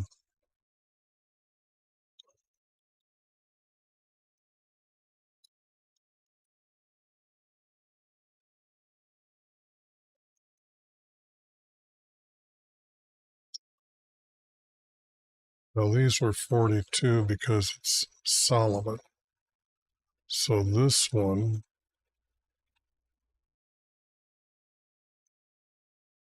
is the King James. Now, how come I didn't save the other one? Didn't I know I was going to have this problem?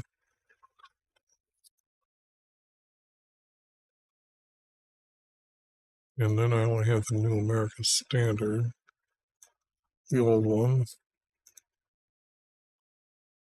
here.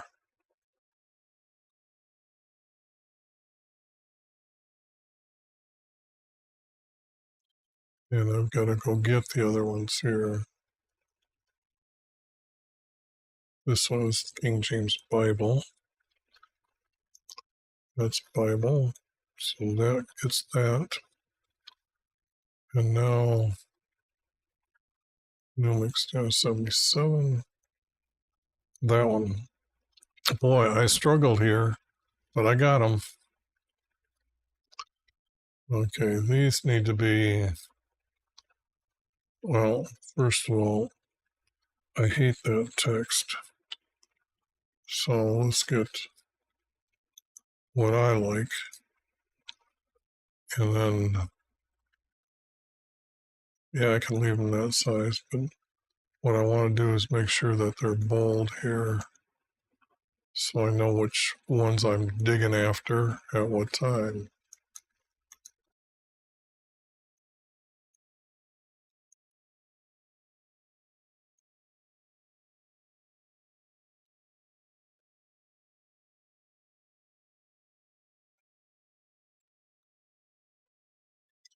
And that's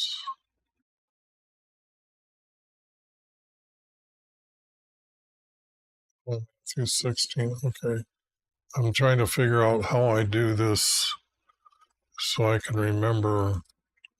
And I'm think I'm going to have to underline here. And why did I make it italic when I need underline? And this will be bold. I like being perfect here. So,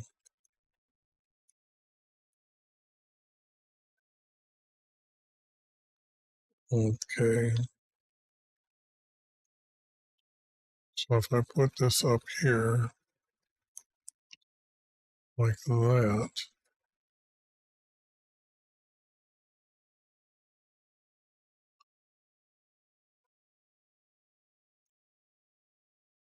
and actually I want to separate it a little bit farther. These are two King James, these are two American Standard. Got that looking nice. This one are American Standard. That one's King James. That's highlighted. And then I got this. And I need a bold. And then these are underlined.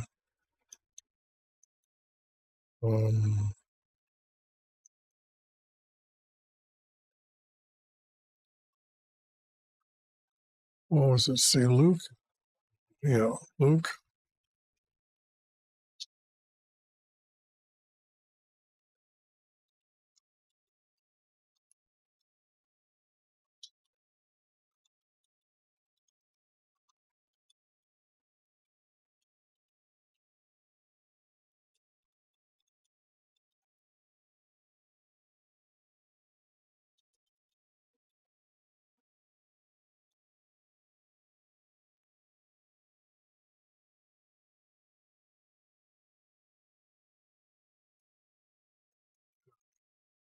nice and pretty now.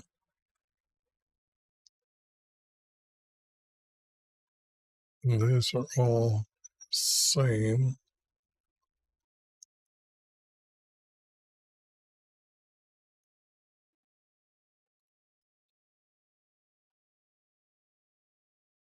Oh, I was going to say, well, what have I got in here? That's because I got my notes in there.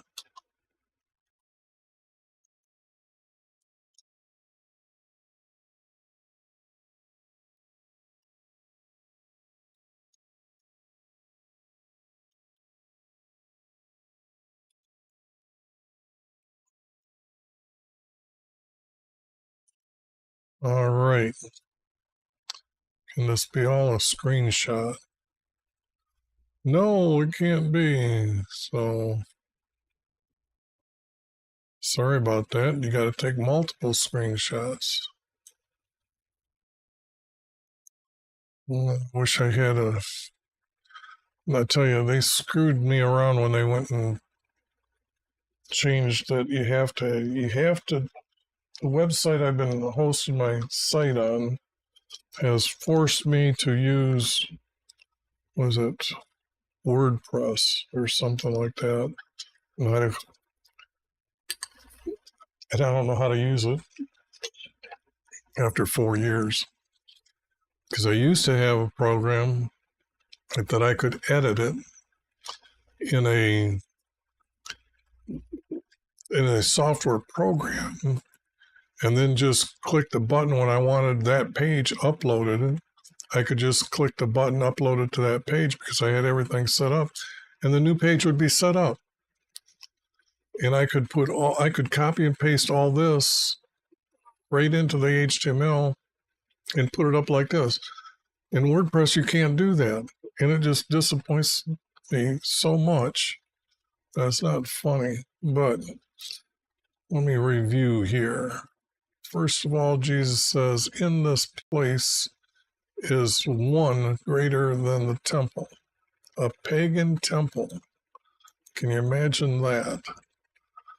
In the place, but if they would have put the word house here, our Creator's house, then Jesus is greater than the one who is appearing in the house, which means he's greater than God.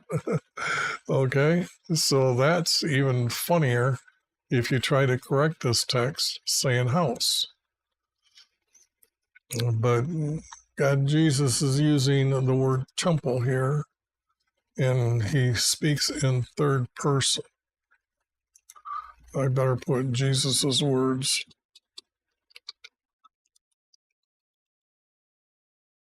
Okay. Now,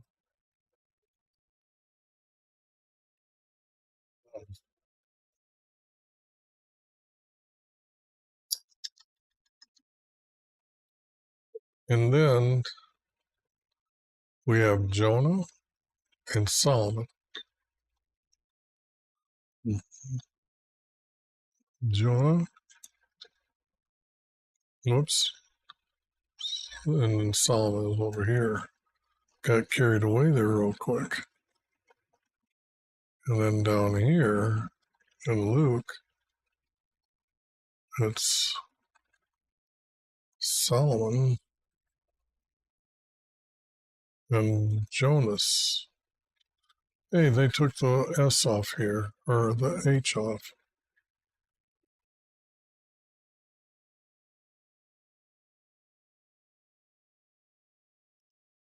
Well, better make a note of that. I don't want Christians to think we have two different type of people here. They can't even get that right. All for copyright reasons. Remember that. They're doing this to make money. Money, money, money, money, money.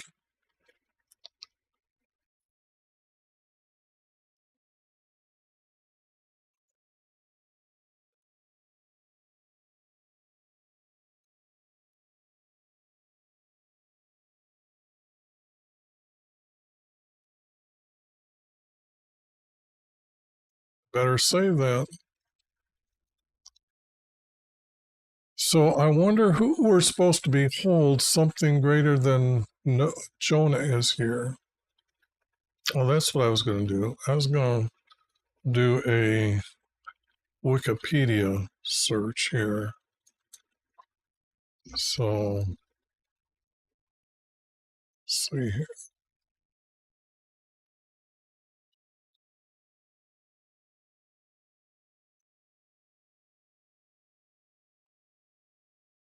In Wikipedia.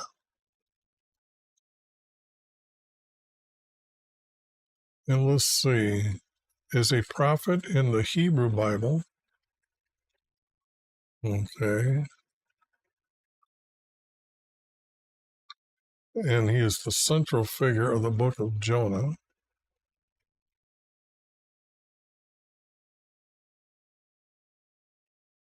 And he's on a divine mission.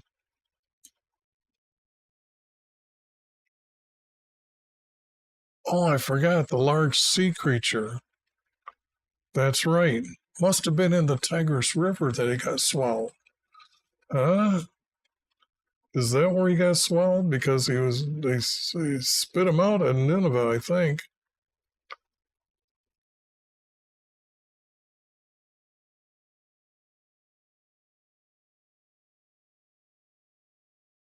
That would be a good note to note. Yeah, that's a good one to bring up. Because we got to have them Christians know these things. They just have to explain to me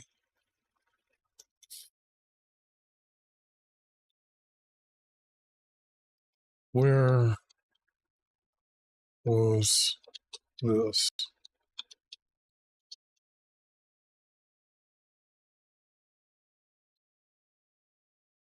Okay, now let's get back to this. This is important stuff here.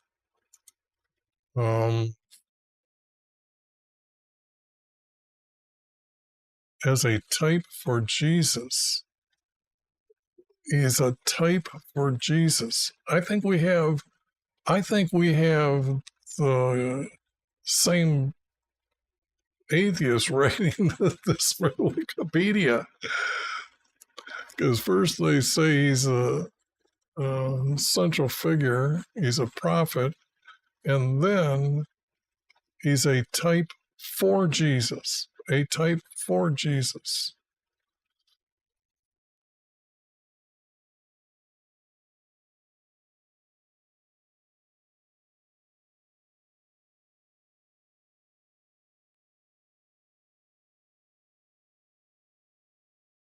I'm reading it over, and I know now they're pagans that are writing this, or atheist.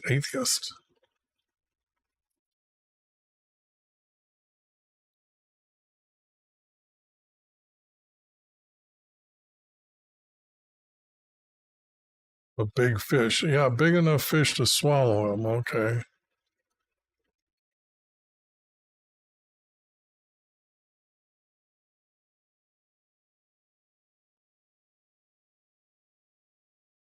Yeah, for their great wickedness has come up before me, all the way up there. That one little city was bothering our Creator.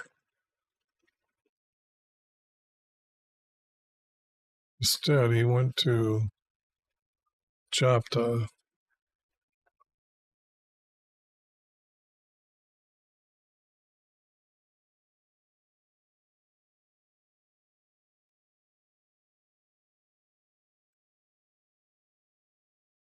Well, where is Japta?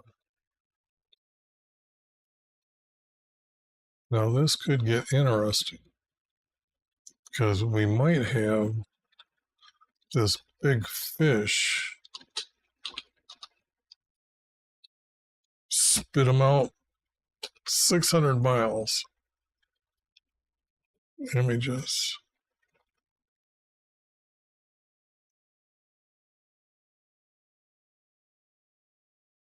Japta, where is Japta? Japta's in Israel? Did it say the Dead Sea? Yeah. Swallow them here in Israel and spit them out in Turkey. Now that's funny. Now that's funny. That deserves a screenshot. That's gotta all gotta get edited into this. And now I gotta go find Nineveh again. Um,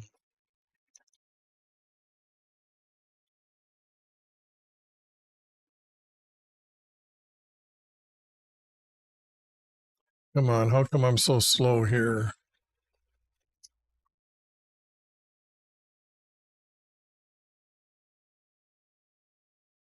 Oh, that's because that's different color.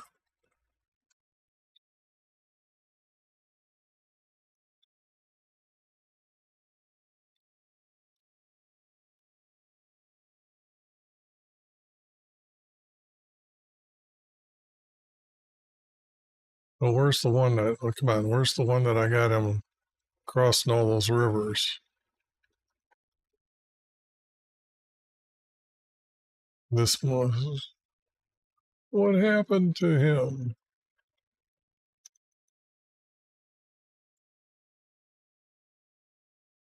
Let me just do that without the word Bible. See if it comes up.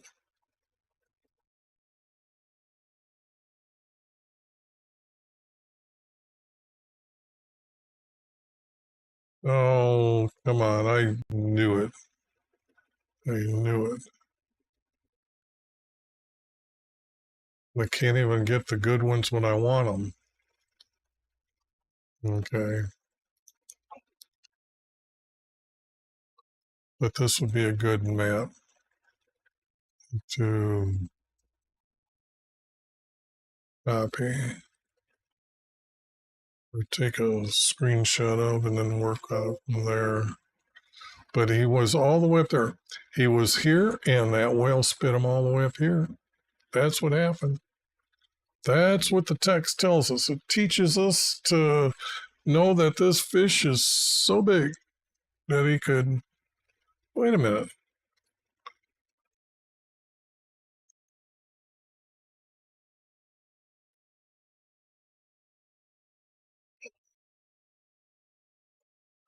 Where was he at when they threw him overboard?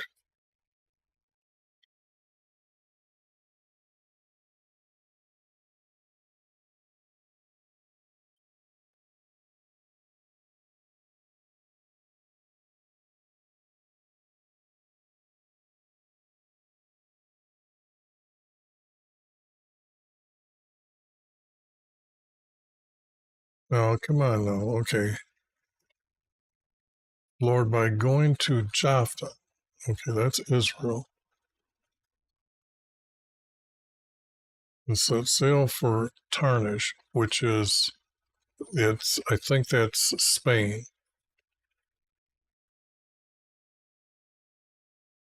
And they spit him out. Okay, threw him overboard while the storm was going on.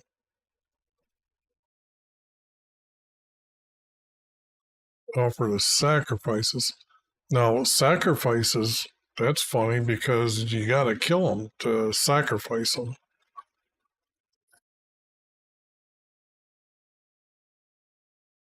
Oh, they're offering their sacrifices to God.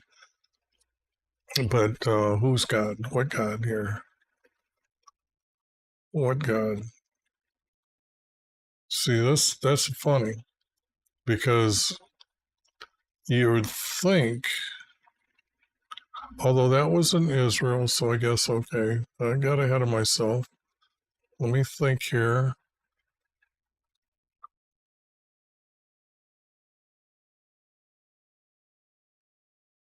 Oh, he spits him out and then he travels.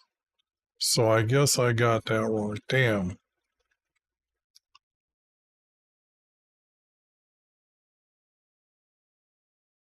He's walked across, for 40 days. It might have took him that long just to get there from the Mediterranean.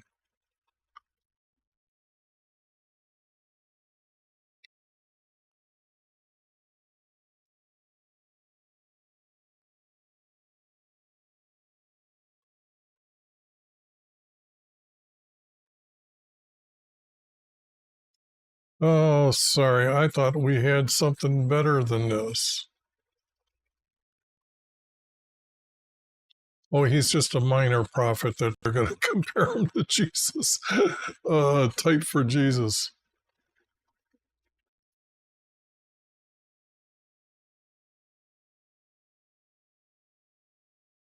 Okay, I thought it was. So let me see here the maps. So he spits him out someplace here and he walks all the way around. He's a good swimmer. He made it through the. Let me see here if we got pictures of the Euphrates River. How do you spell Euphrates River? You.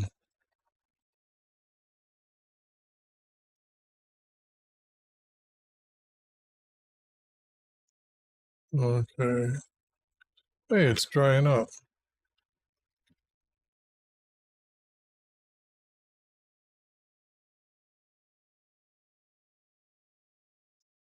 Okay. But see, it's not a small river that he crossed here.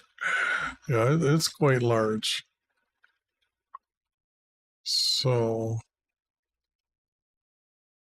but I also want you to know 13-year-old Jacob crossed these rivers too. He did. He did. 13-year-old was sent 700 miles all by himself to what's it, land of Ur, which was where Abraham was at, which is really funny when you stop and think about that. Can you imagine a 13-year-old traveling all by himself? They didn't have bandits at that time. They didn't. Everybody was just so nice that they could trust him all by himself going that far.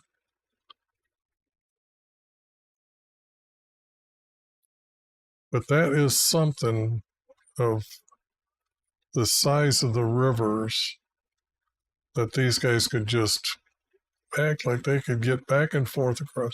There's that bridge. I knew that that bridge was there.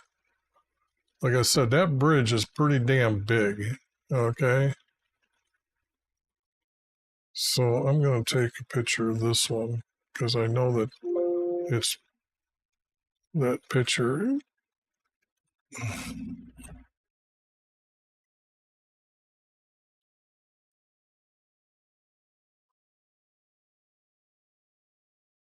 But that's how good Jonah was. He could get by two of them to get to Nineveh. So I think that person had him crossing the river 2, 3 times. Really wasn't a good idea.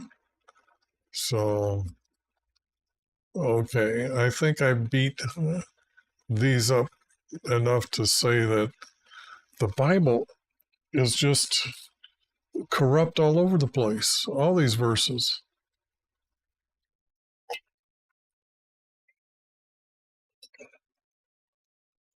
They had to add the word one because we didn't understand. They also had to add all these other words in yellow because we didn't say. It would have been, yet I say to you, greater than the temple.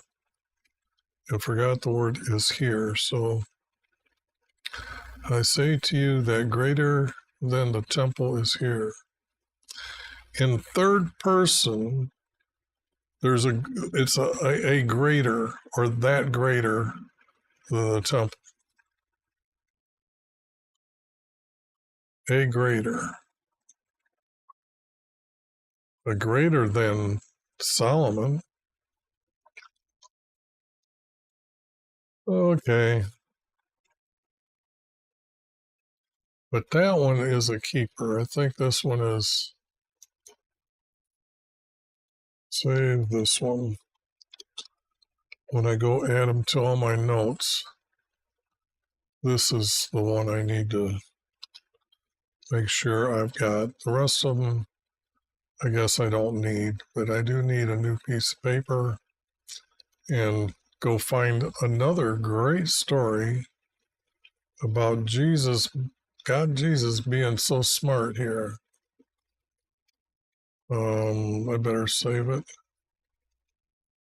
And guess I'll put it back up. But I need this up here.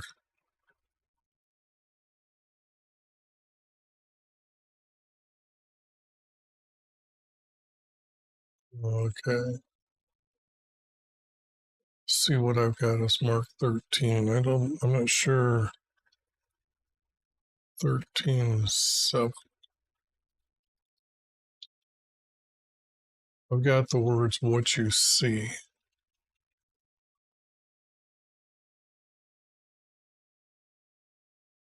Well, let's just grab these from the New King James. Although I'm here, I'm going to grab them all and say, in case they complain, I got them all. Well, I can always come back and get them. I don't think this website's going to be taken down for a while. So let's take it here. Maybe this is what Jesus in the third person calling himself what? Maybe that's what I've got here as it's noted. So this was Matthew 13:17. And I've got it noted as what you see.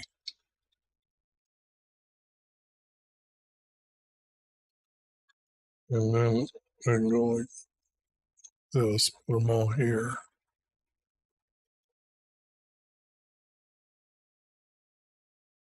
Verily say unto you, many of the prophets and righteous men here desired to see those things which you see, and not them, and hear those things which ye hear, and have not heard them. Why do I have this here? Okay, I copied this.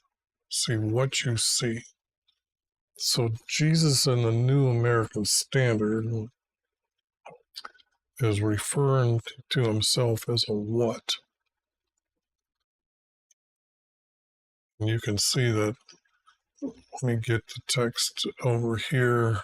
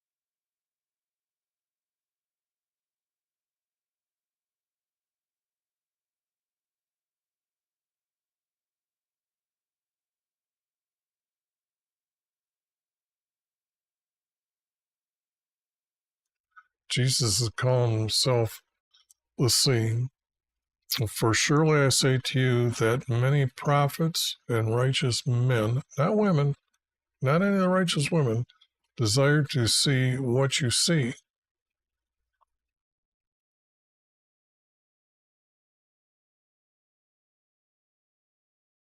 Because 18, he starts a parable. So what is above 16? It's a prophecy from Isaiah is being said here.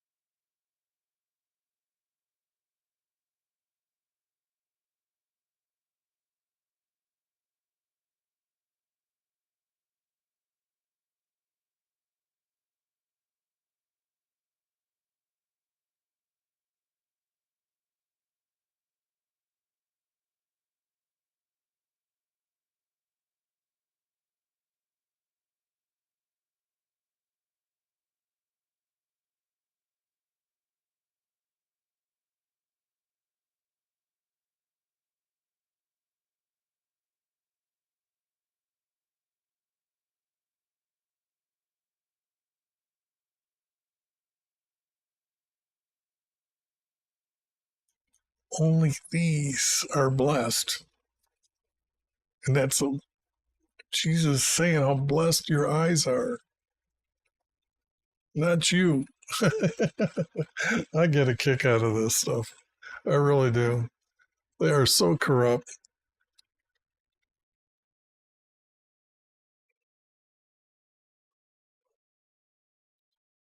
Again, just proving the Bible is nothing but made up text. But what I can also prove, though, is something that's stunning. And that is when I cleaned up the text and say just what are, let me show you what happened. This text here, I found it funny that it was out of order, that he split the rocks and then he struck the rock. Now, the rocks were already given him abundant drink like the ocean depths. But then he struck the rock and the waters gushed out. And streams were overflowing. Well, actually, it was probably a big river and it was flowing fast, not overflowing. But the object is they're out of order. But what I did was I went and made the shortest verses I could out of them. And then later, when I found the correct location for the text, which is he struck the rock and the rock split, look at this format. Small little paragraphs. Small little paragraphs. And since then, I've become the first person in the world to own copy word for word from the New American Standard Bible. And just by punctuating these sentences as a format, I was able to claim copyrights to the same text I got is in order, only because I'm finding these all over the place. But what happens is that I really have to, let's see, where is it this group here?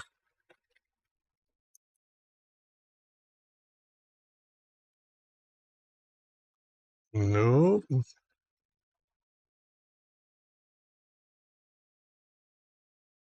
The titles? Nope. Where is that? It's got to be in dust.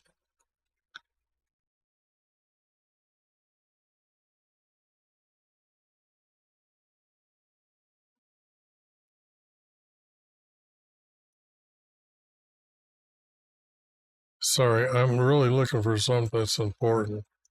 Now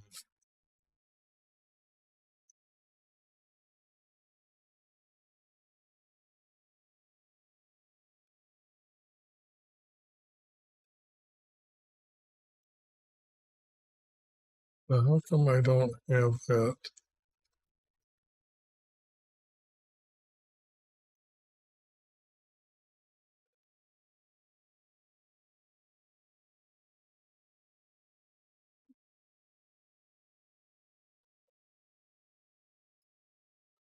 Okay, where's OBS stuff?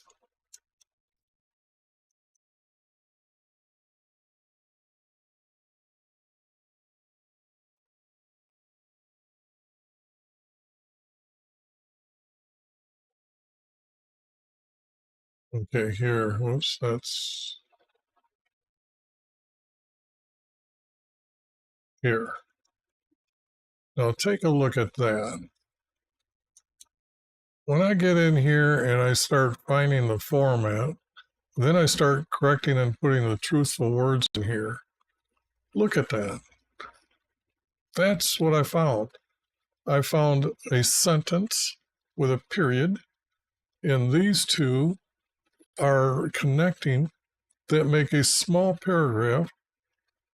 And then I found another paragraph, and then they connect to each other to make one larger paragraph. That's some very sophisticated writing by them a long time ago. That is what the first writers' formats look like, and yet there's what the crap looks like when you start it. And all these, the green is everything that I had to change from one word to another word to get to this. But the object is that when you read that, that does sound like they wrote that. So what this tells me is that they started with text that looks like what you see on the screen, and over the years, to hide that and to edit whatever they wanted to edit in these blue verses, that they actually added it into the text. That all that stuff they've added. But it's just kind of crazy that it can be done that way. And I need to take another quick break here. So that I will do, but I will be back in 5 minutes.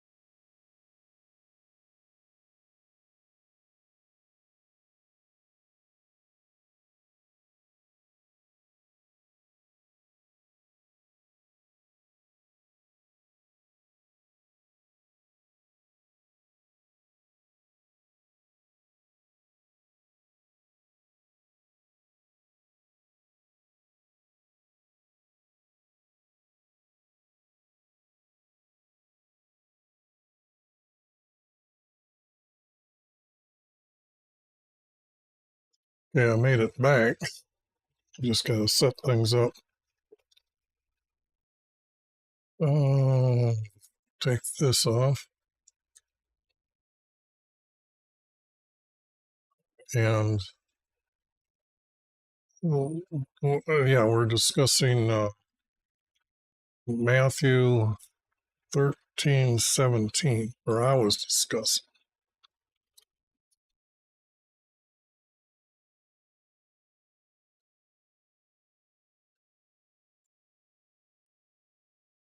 Now,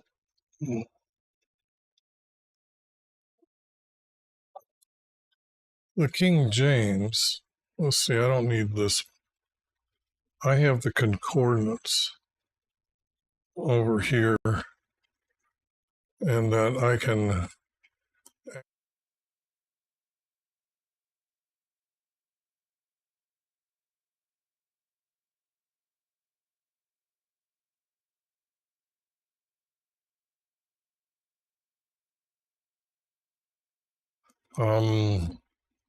Here, King James says, "For verily I say unto you," how about if we just say, "I say unto you"?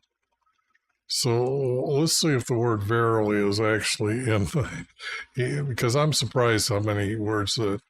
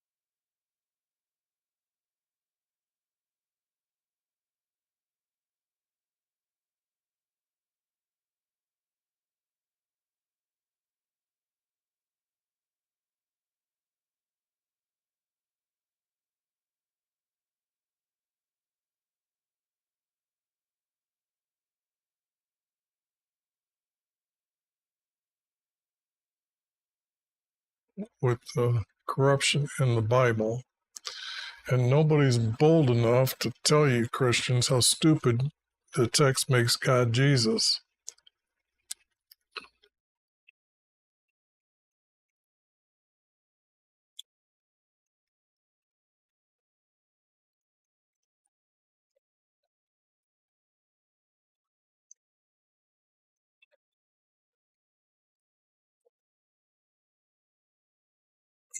Now, these italic words,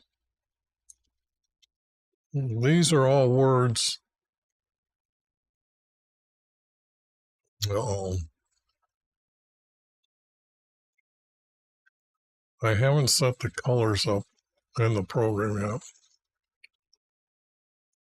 They should be fuchsia.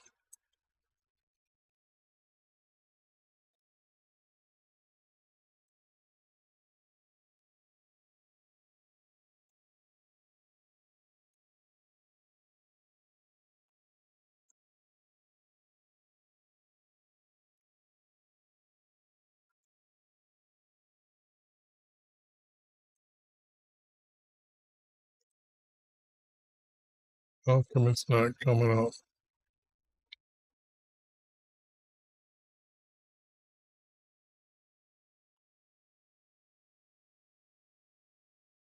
Let me just make them green right now. All these words are the words that they've added in the King James. For you to understand the truth of these words,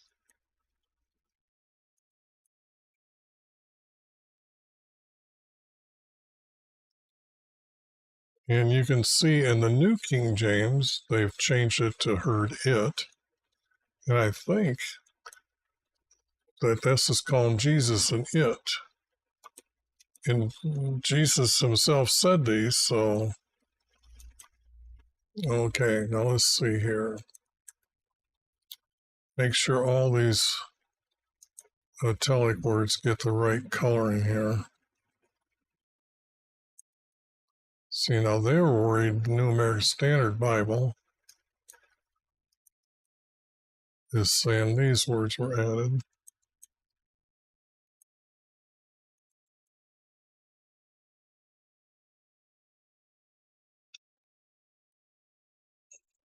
So what we have is an older version and a newer version, King James. An older and newer, an older, and a newer. The only reason why I'm staying to 77 is because I've got that concordance that I can bring up. And that Bible program is no longer available to you. Because what I did was I sent the New American Standard information, how I was using this program to prove all the errors in the text, and you can't get this program no more.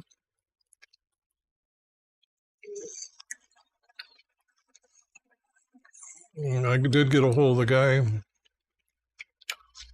a couple of years back. His name was David, who owns the software.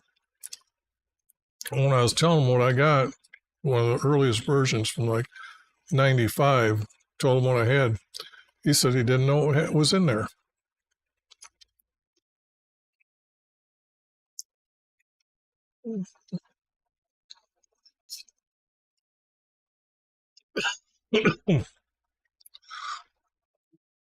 So my thinking is that the company that first started had a problem with the NSAB calling them and telling them to take it out, and then sold the program off. Now it just has cross-referencing of all this other crap. So, verily I say unto you that many prophets and righteous men have desired to see those things which, well, we don't know what which is, but we'll highlight it. Which ye see. So those things which ye see and have not seen them, which is kind of odd because Jesus just said they see them, and hear those things which ye hear and have not heard them. So it's funny how that is Jesus saying to people that whatever you hear me say and what I've done, they have decided they desire to see, but that which you see you have not seen them. So, and Jesus is referring to whatever he done as of them, or those things which. Jesus is actually pretty stupid as a God. He doesn't even know how to say the words right here. So, and hear those things which ye hear and have not heard them. Okay, that's just weird how Jesus is speaking. But I think it's going to get funnier because I think Jesus is going to call himself an it here. Surely I say to you, many prophets and righteous men, no women, desire to see what you see. Okay, now here we go with the words that I'm got down here in the New American Standard that calls it. Now, this version is supposed to be a newer one. I think this is year 2000. I'm not sure. I wish they would put the version of the year next to it. But desired to see what you see and did not see it. So as Jesus call himself an it, and hear what you hear and did not hear it. His words are an it. Okay? His words are an it. And what you see is an it as well. That's the literally way you read that text. You have to make up your own understanding of what these words actually mean when you come across the text. I've ran across many of these so-called Christians that when you start pointing out the fact that all these words exist, and then they go around and try to bend over backwards to explain them. And I says, well, then you're not as smart as the editors, because the editors don't know what you know. So they're telling you whatever you're saying can't be true. So it's just funny that here we've got text that says that they don't know. Okay? Plain and simple. You do not know. Men desire to see what you see. So, first of all, Jesus is calling himself a what? Okay? Now, that's kind of surprising. And then he turns around and calls himself an it. Okay? Whoops. An it. And I better make this text a little bit larger so it doesn't get buried here, so you can actually see what I'm talking about here. Okay. There. I guess I should have done that before. Sorry about that. This is the first time I'm trying to stream on 2 different platforms, and I have not prepared, so sorry about that. But if you do want to come along and kind of chat with me, I've got Discord. I've got a few different other ways. I got Skype if you want to call in through Skype. I even have, that Ninja VDO that also has just a chat, so you don't have to have a video to be seen on. And that way you can be at ease and not be seen, but still argue your idiotness of the text is not saying what it's saying, man. I mean, assuredly,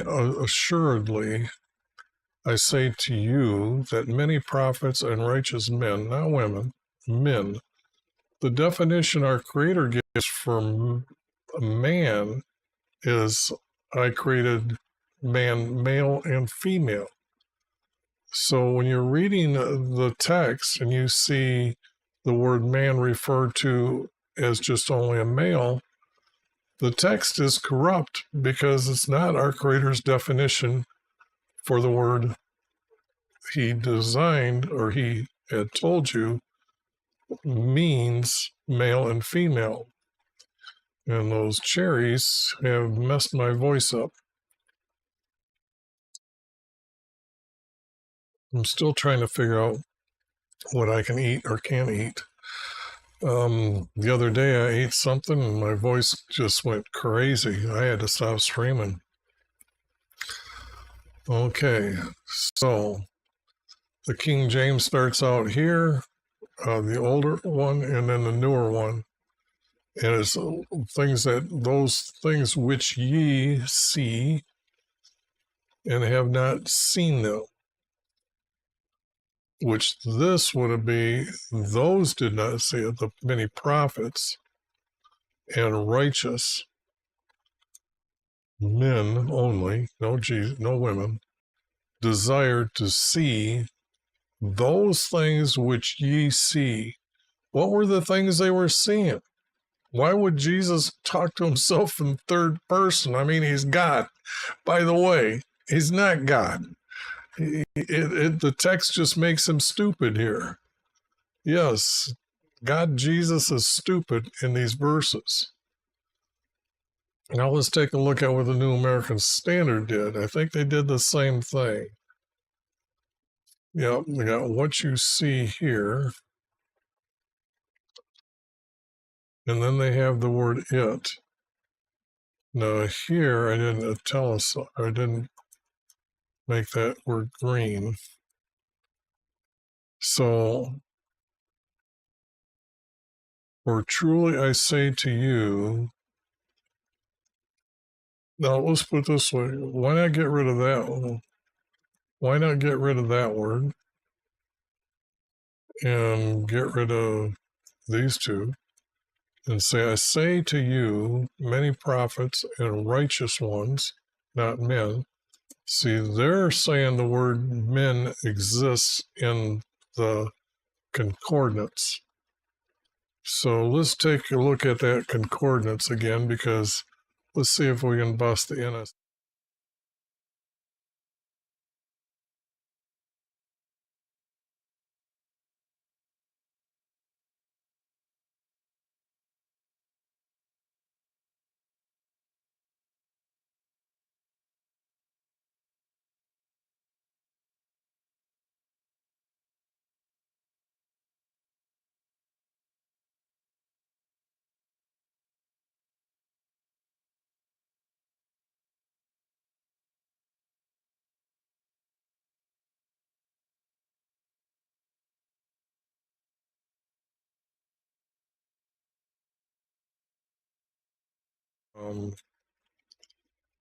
So what we've got here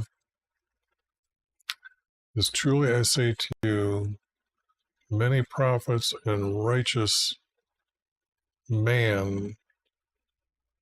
This had to be righteous ones to be correctly. Righteous ones would include women, desired to see what you see. Yet he's still talking in third person as himself as a what. So God, Jesus is so stupid again here, and they did not see it. And he's referring to himself here, what you've seen. Oops, gotta get rid of that. So that is kind of strange that the Bible would actually have Jesus. Well, not really, not what I've gone over so many already of God, Jesus being stupid. So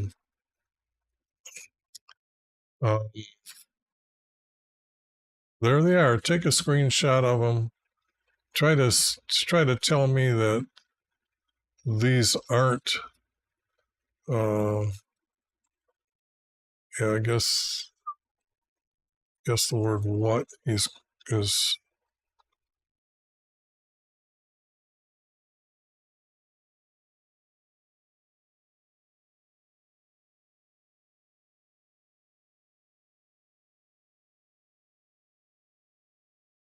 Trying to figure out where this word "what" is. Desired to see, and they put those and switched it to what, which to what. They've changed the word which to what. So this is Jesus called himself a witch here twice. Okay. Now that I find not funny, but who's editing the text? Okay. So let me, before you get all carried away and yelling at me, I want to show you something here. And that is, this is the text coming from the the translators themselves, where they're editing the text by the light and feeling that we have attained unto ourselves, and they named a great clerk Gregory the Divine. See, Jesus couldn't be divine. We've got Gregory as divine. They know it. They capitalized it, okay? And then they were happy that the Roman emperor corrected the calendar and the order according to the course of the sun, with the word sun as a capital S. That is noting and respecting the sun god Ra, and they have an Egyptian obelisk in the Vatican courtyard. So that's the guys who are actually editing the text. And when you read into these words, the first Rome, what calendar did the Roman king change? Well, when Nebuchadnezzar got done eating grass, he said, the creator of the Hebrew nation, Israel, is the creator above all creators. He is the creator. Everybody else is not true. And he established the year according to the Hebrew calendar, which is the summer solstice is the first day of the year. But these guys are all happy that he changed it, okay? And let me ask you this. What's your reward for studying the Bible? Well, we find that down here. The reward of studying thereof, not even saying it's the Bible, thereof. A fellowship with the saints and a participation of the heavenly nature. Did you catch that? Did you read that? It's not, it's heavenly nature. I thought our creator created everything. These guys don't think so. They think it's just a heavenly nature. There's no such thing as the word nature if you understand our creator created everything. But you guys out there, Christians, are just stupid, not understanding who's editing the words. Okay? I'm just pointing out the real obvious points here about Jesus being so stupid. Okay, that verse is over, so I need another blank piece of paper here. Now, I gotta kind of get it working together here before I can actually put text in here. But I'll get rid of that text now. Open up the text I got over here.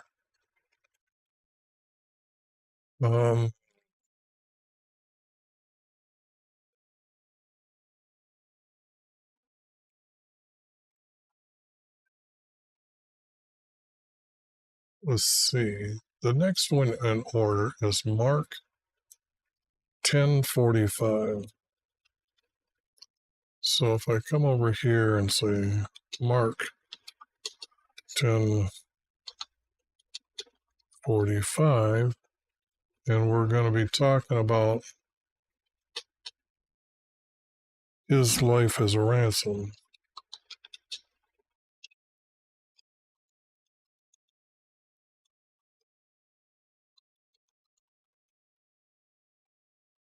Now let's take a look at these verses by first me saving this and then going to here, go up here,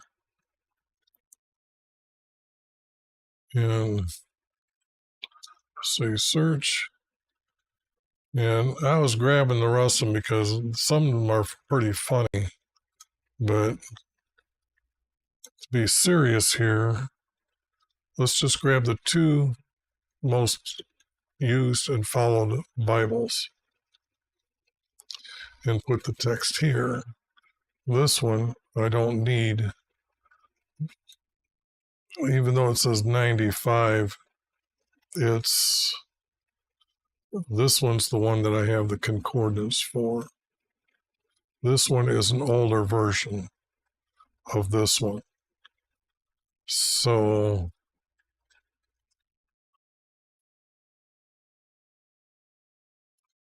now here let's see if these are Jesus speaking again. To do that, I go over here to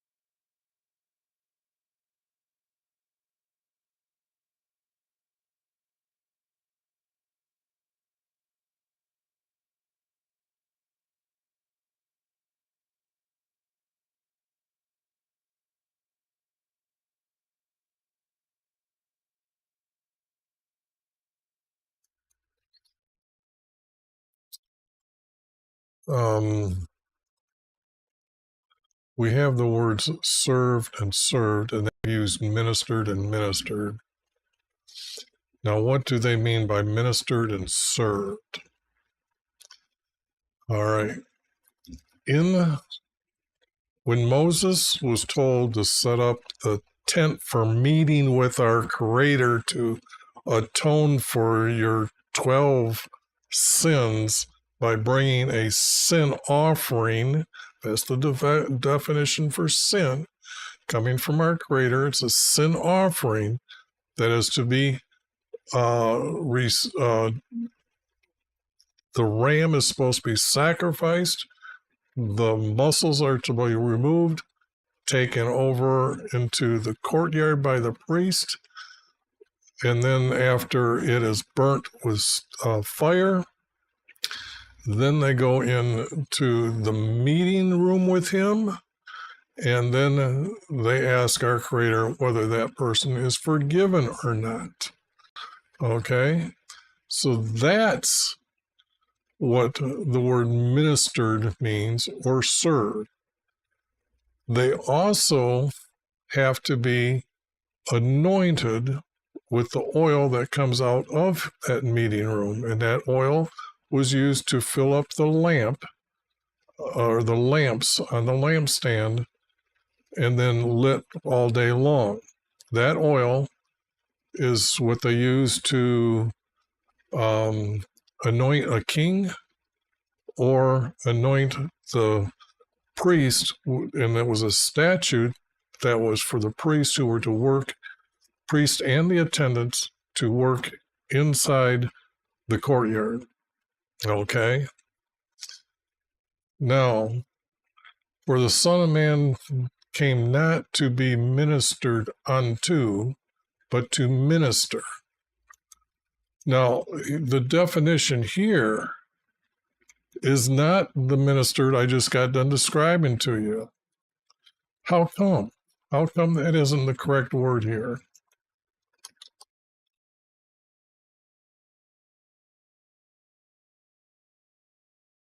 How come those aren't the correct word? Okay, you can now see them. Now, Son of Man, Now we know the correct, does Jesus know the correct meaning of man? If he knows the correct meaning of man, meaning from our Creator defined the word man as male and female, not even the Son from man, not of, but from man, okay? From, it's, he knew he was from male and female. So here, Jesus knows he is the Holy One, as our Creator defined him, meaning he's the highest male from the Israelis, not from the Hebrews, because if they turned away from our Creator, they could be called a Hebrew. But the only thing is, if you label those who are truly onto our Creator as Israelis, from the nation that our Creator made when he called them the nation of Israel and led them out of Egypt and then took them into the promised land. And when they started falling away, the unbelievers become Jews, okay, the ones that don't believe Jesus. So who's putting the word of in here, okay? The word of really does not belong in the text at all. So Jesus now knows he's a son from man. And there are many verses that our Creator too agrees that Jesus is going to be a son from Abraham.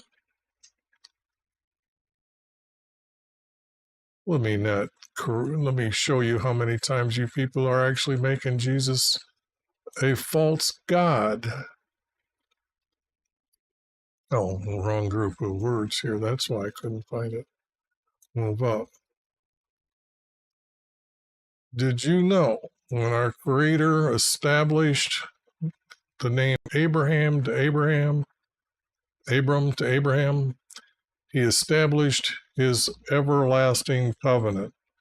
The word covenant is not right. It is promises. And here is one of the promises tied into these verses when he's talking to Abraham, okay?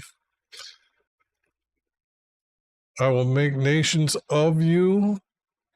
How about from you being correct? And kings shall come forth from you. Oh, gee whiz, they used the word from correctly. And in him, who's coming? From him, a king, that all nations of the earth will be blessed. It starts right here in the very beginning, or our Creator's a liar. Okay, you can't have it two ways here. All right. Now, this is not the only time. We also know in Psalm 10, Nathan told David that our Creator told him through his son's seed will come a king who will have a kingdom in heaven forever. That's the only verse in the Bible that tells you why you go to heaven, and you're telling us that our Creator is a liar when you talk about God Jesus as part of a Trinity. No. You can see the text here, son from man, and Jesus knew who he was. He did not come to be ministered unto, but to minister and give his life as a ransom for many.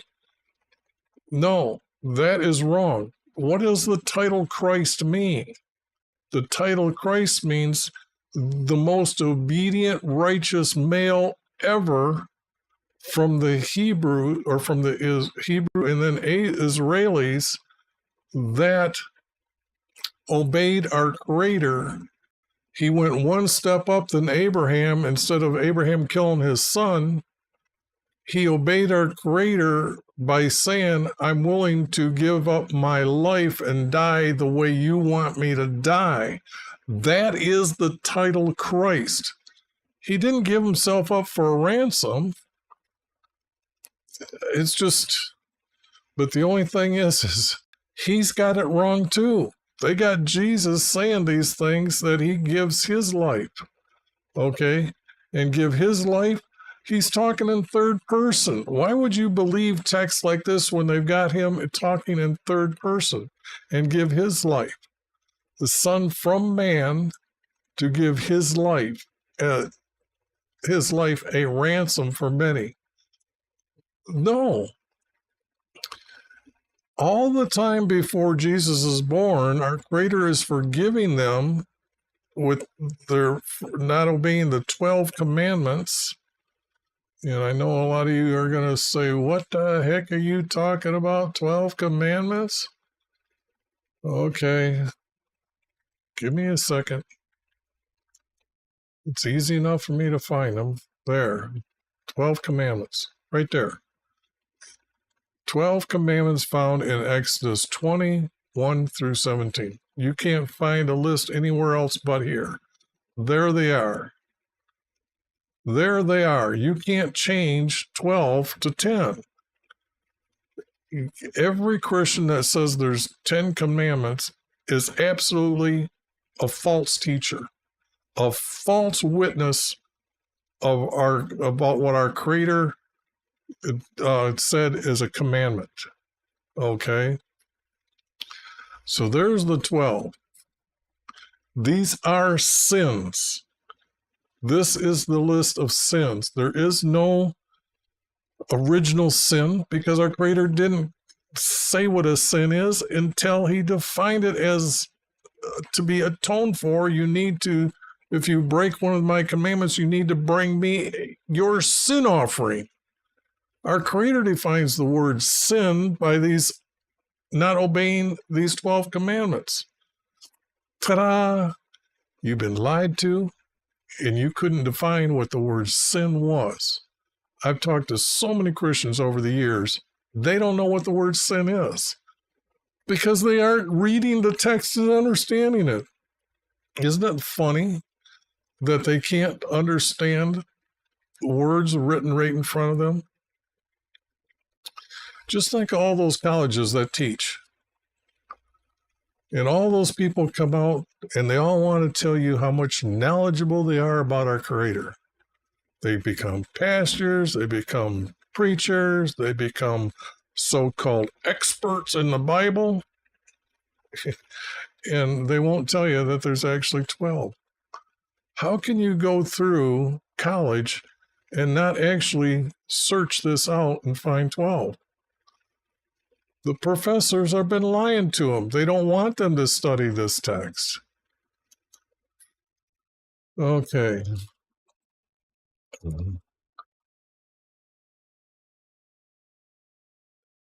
And he's not serving, but it says he is to ransom for his life for many.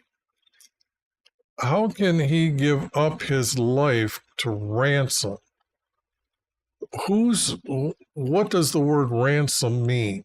You can see it's only twice in this Greek text. Okay, so let's go take a look to see where the other word is.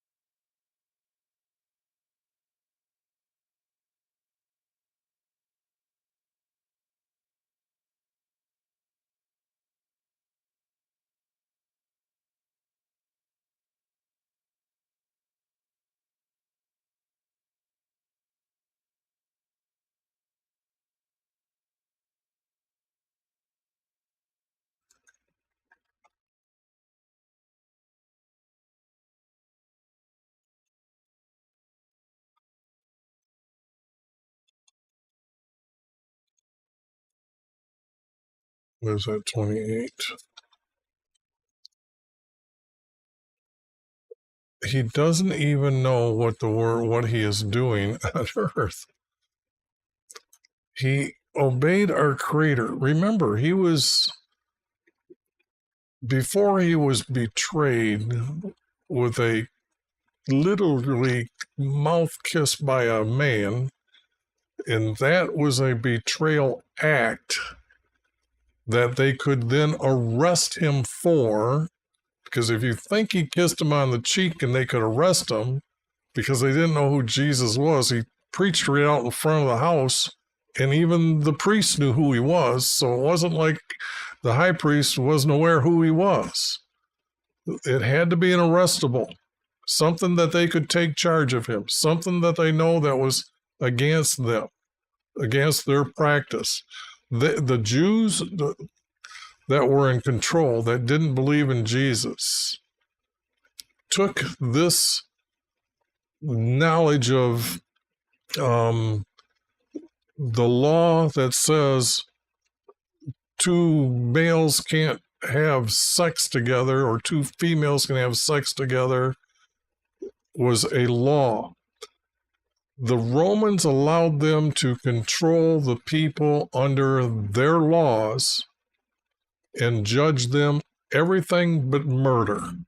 That's why they needed to take him to Pontius Pilate, is because they wanted him dead.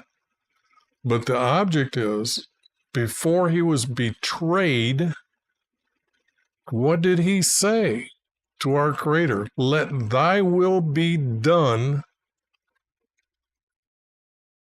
Okay, let his will be done means that Jesus knew he was going to suffer and die that punishable death and suffer a lot.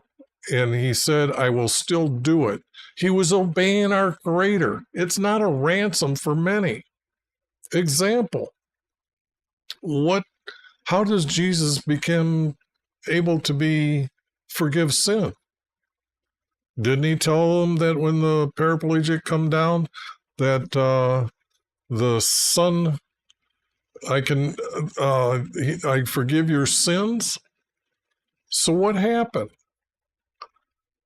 Because to Jesus to become a priest, to be able to walk into the meeting room and talk to Jesus or talk to our Creator about forgiving people's sin, he has to be anointed. That's the law that he had to fill, because he had to fulfill all statutes, laws, and commandments. Okay? Well, really, statutes and commandments, and then obey many of the laws and other guidances. Ransom, never. They just got Jesus being stupid here. So, and you think I don't know what I'm talking about? I want some Christian to come over here and really try to question me so I can pull these up and then shove it down their throat. Look, in Isaiah 11:2, these are the seven spirits, okay? So-called spirits. I try to call them virtues, and I just don't.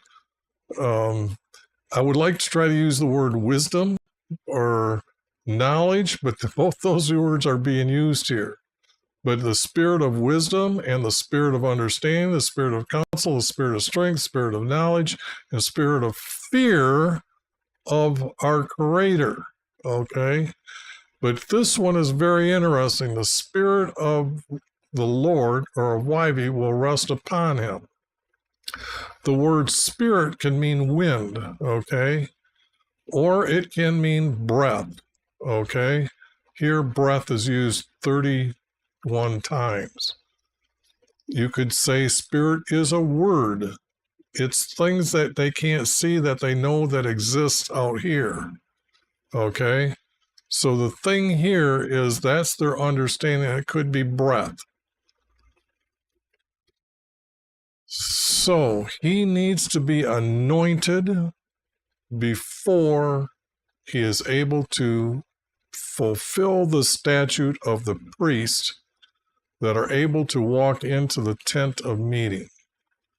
So here, the thing here is, here's the thing. I'm getting to speak like these idiots got Jesus talking stupid. When he was baptized, he rose up out of the water. Then they looked and seen the heavens open. Now, if you don't know where heaven is located from earth, pay attention.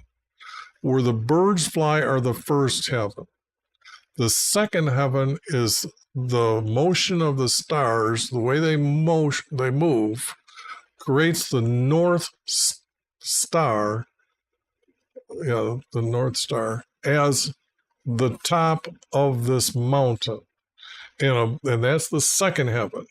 The third heaven is above there, and that's where our Creator lives. So when they seen the heavens open and they seen a spirit coming from that area, a breath, if you breathe out, you see a fog. So they seen this fog descending like a dove. The dove isn't a Holy Spirit. The word is his breath that's going to anoint him. Now, the thing here is when you see the words dove descending upon him, you've never watched a dove land on the flat surface.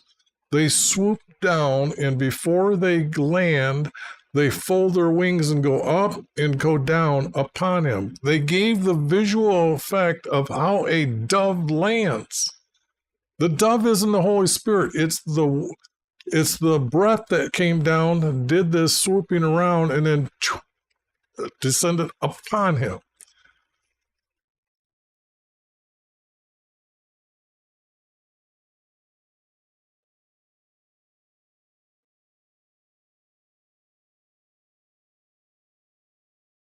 And I'm going to show you right here. This is what I just got done saying.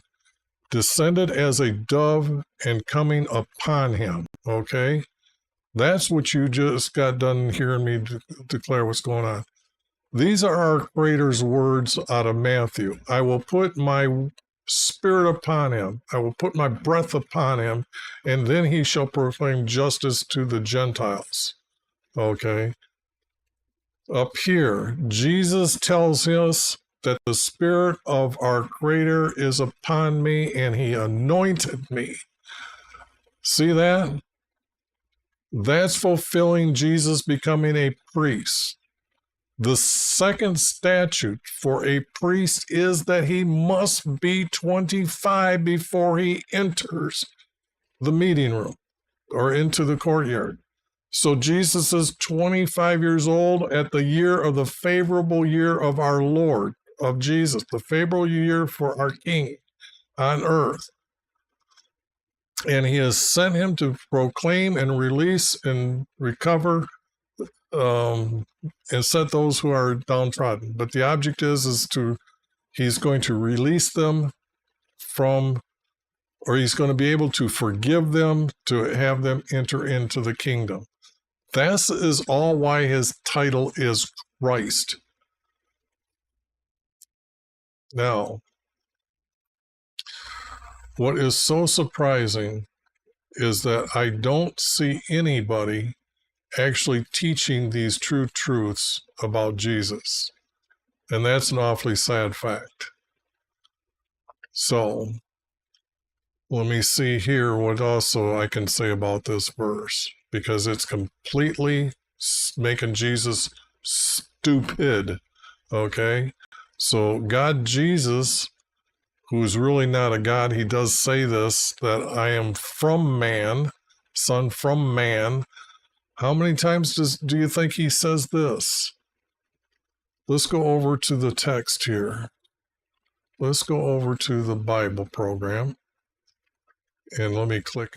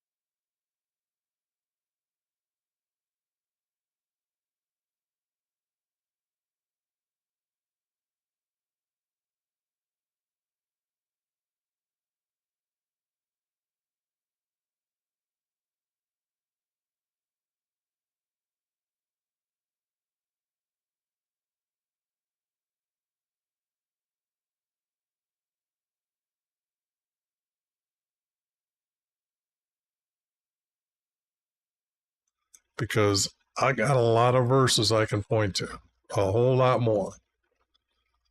Okay, so I think I've got Jesus being stupid here again in these verses, saying of man. He doesn't even know who he is here.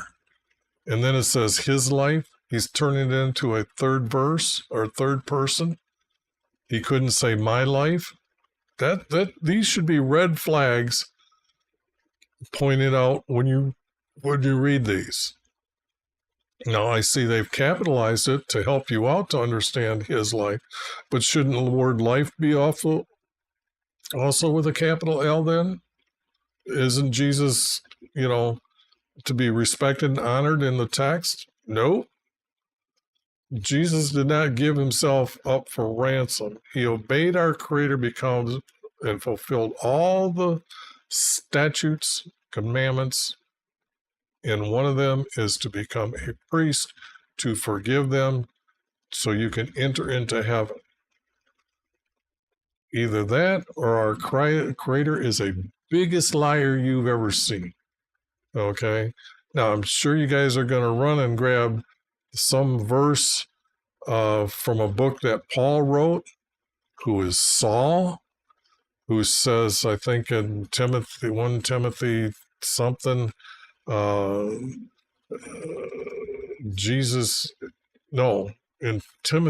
Timothy, Saul says he was a blasphemer. Okay? He used to curse our Creator. Then all of a sudden Jesus sees him and now he gets to write all these books.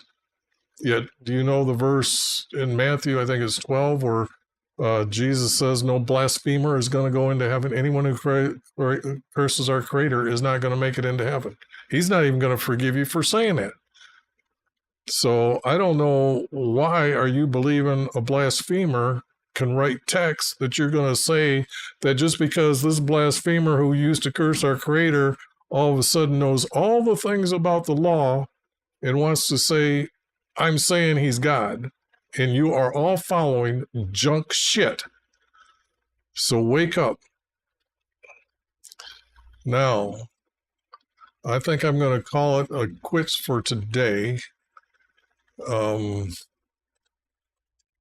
I got to fix this OBS, so I've got things to do here. But I did do what I thought I was going to do, and that was to be able to stream on 2 platforms today, which is kind of exciting to me. So let me save this text and I can get rid of it. And then just say stop streaming here.